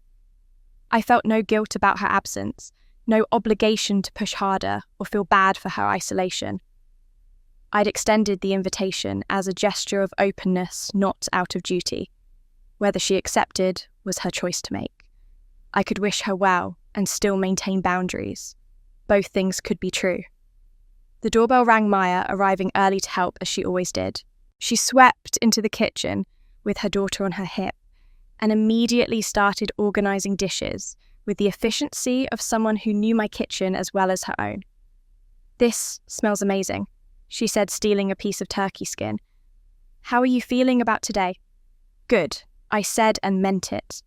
Nervous about Lauren and Dad being in the same space without Mum as a buffer, but good. We're all adults. We can handle it. "You've come a long way from the woman who showed up at my door 3 years ago, ready to burn down her whole family," Maya said with a smile. "I did burn it down," I corrected. "I'm just building something different from the ashes." Guests arrived in waves. Dad came first, looking older but healthier than he had in years. He'd lost weight, was seeing someone new, a kind woman he'd met in his book club who knew about our family history and didn't run away. He hugged me carefully, still learning that he was allowed to, and handed me his pie with shy pride. Lauren, Daniel, and Mason arrived next. Mason burst through the door, talking excitedly about a jellyfish he'd seen on the beach that morning. He'd grown so much all knees and elbows, now his gap-toothed grin, reminding me of myself at that age. "Aunt Erica, can I help you cook?" he asked, already washing his hands at the sink without being told. "Absolutely! You're on mashed potato duty." We worked side by side, Mason chattering about his science project, while carefully mashing potatoes the way I showed him. At one point, he looked up at me with those serious eyes that saw too much for an 8-year-old. "Mom says you saved our family by telling the truth," he said simply. "She says sometimes people have to be brave and say hard things, even when it makes people mad." My throat tightened. I glanced across the room where Lauren was helping Maya set the table, and our eyes met. She smiled, tears in her own eyes, and mouthed, "Thank you," for the 1,000th time in 3 years. "Your mum's right," I told Mason. "Sometimes the truth is hard, but it's the only way people can really heal." He nodded thoughtfully, then returned to his potatoes. "I'm glad you're my aunt. You make the best hot chocolate and you don't yell." Simple words from a child, but they hit me like a wave. I was breaking the cycle. Not perfectly, not completely, but enough. Enough that this little boy felt safe with me. Enough that he was learning a different way to be in a family. We gathered on the deck for dinner as the sun started its descent toward the horizon. Mismatched chairs around a table barely big enough for everyone passing dishes, and laughing about Maya's daughter wearing more sweet potato than she was eating. Dad told a self-deprecating story about his disastrous attempt at sourdough last week. Daniel and Lauren shared a look of such genuine affection, it made my heart ache in the best way. This was family. Not the family I'd been born into, but the one I'd chosen and built piece by piece. Maya, who'd stood by me through everything. Lauren, who'd done the hard work to become someone real. Dad, who was finally learning to show up. Mason, the next generation getting a healthier start. My neighbours who welcomed me without knowing my history. Maya's husband and daughter extending the circle of chosen love. Some of my blood family had made it into this circle. Some hadn't, and I was finally okay with that. After dinner, we flew kites on the beach, Mason's idea. He and I ran along the shore with the dragon-shaped kite, while Sunny chased us barking joyfully. Lauren stood with her phone out capturing video of her son's laughter, and I realised she was building the kind of memories we'd never had. The kind where everyone was genuinely happy, where no one was performing, where love was freely given. As the sun set, we gathered back at the cottage for pie and coffee. That's when my phone rang. I pulled it from my pocket and saw "Mum" on the caller ID. Everyone noticed. The conversation paused, all eyes turning to me. A year ago, maybe even 6 months ago, the weight of that attention would have pressured me into answering, into giving her one more chance to explain or apologise, or ask for something I wasn't ready to give. But now, I looked at that screen, felt nothing but a gentle sadness for the relationship that might have been, and let the call go to voicemail. Then, I slipped the phone back into my pocket and smiled at my guests.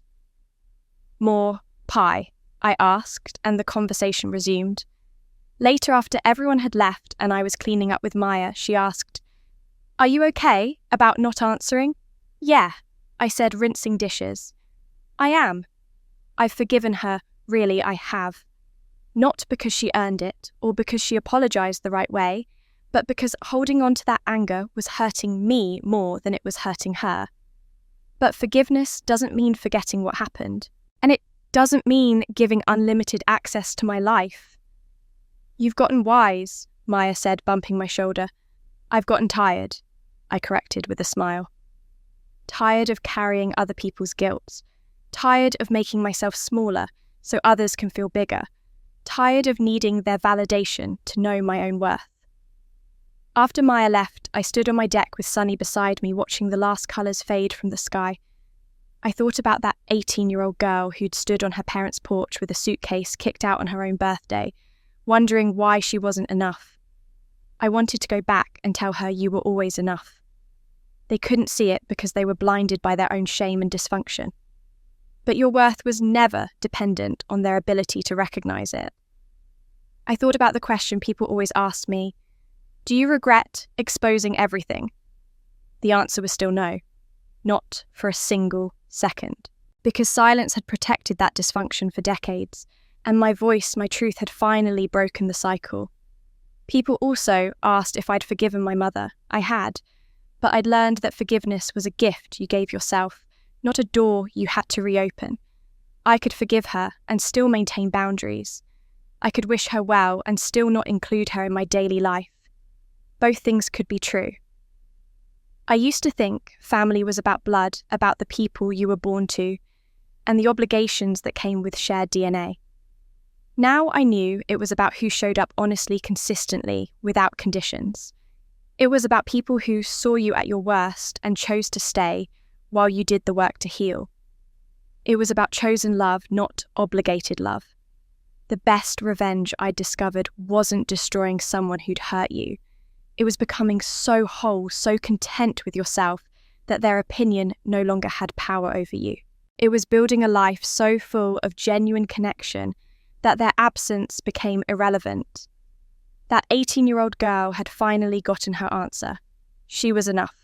She always had been. They just couldn't see it. And now, 3 years later, standing on my own deck in my own home, surrounded by people who chose to love me, I didn't need them to see it anymore. I was free. So that's my story. That's how I went from being the invisible daughter, kicked out on my 18th birthday, to standing on my own deck 3 years later, finally free.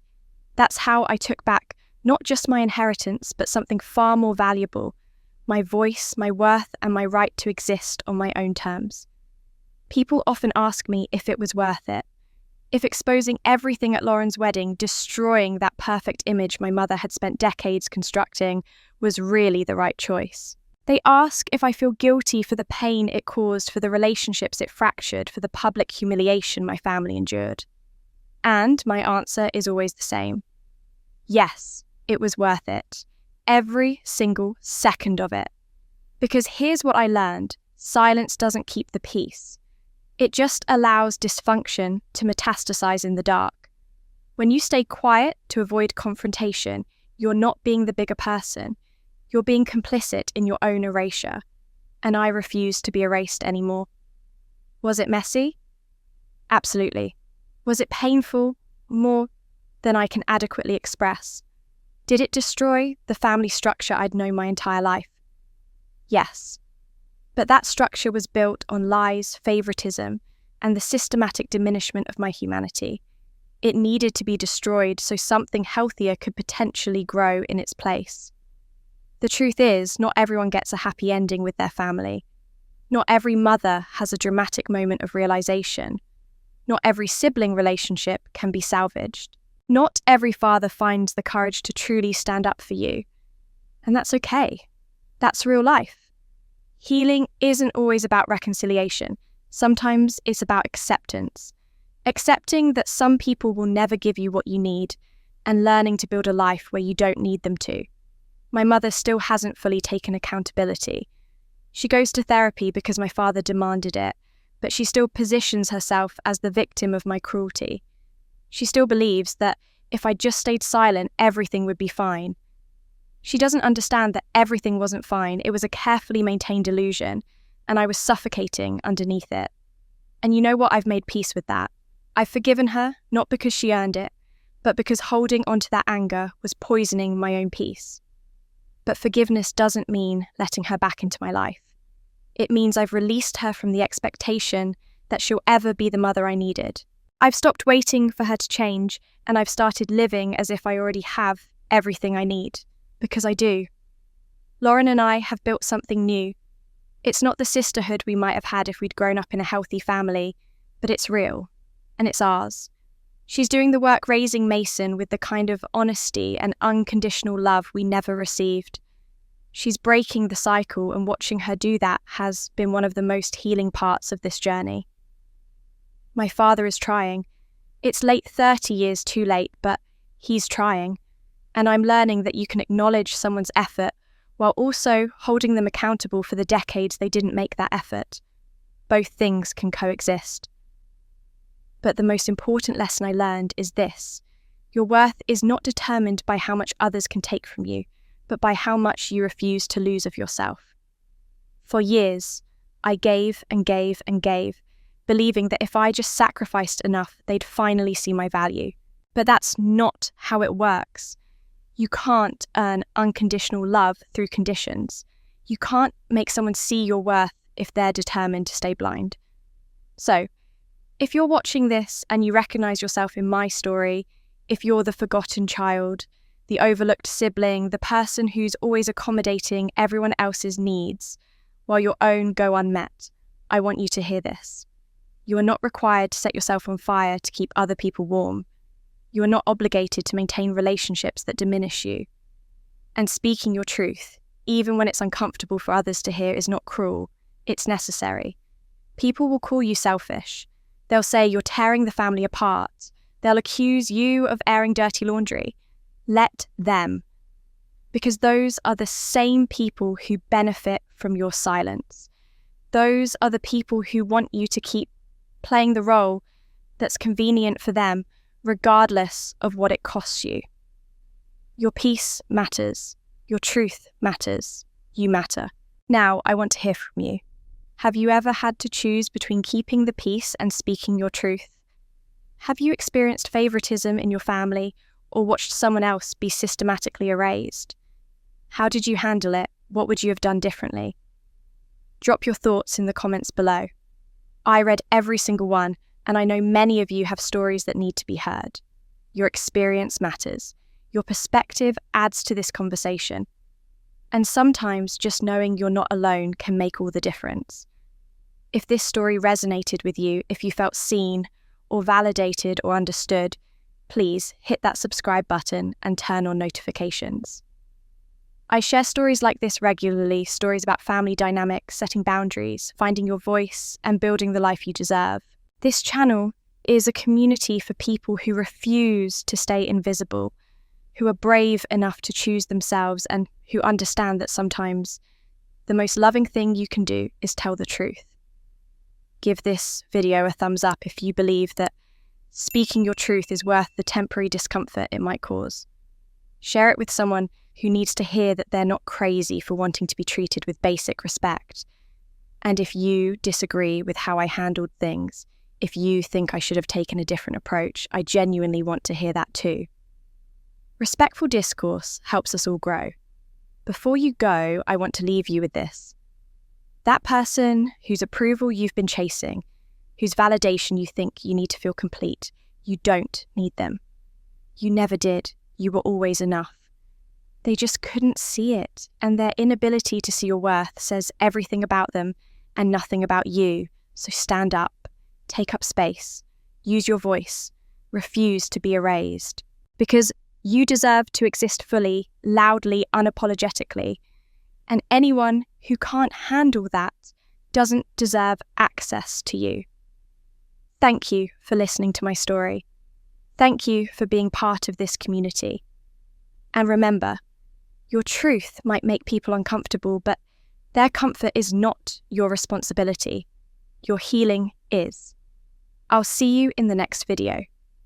Until then, choose yourself. You're worth it.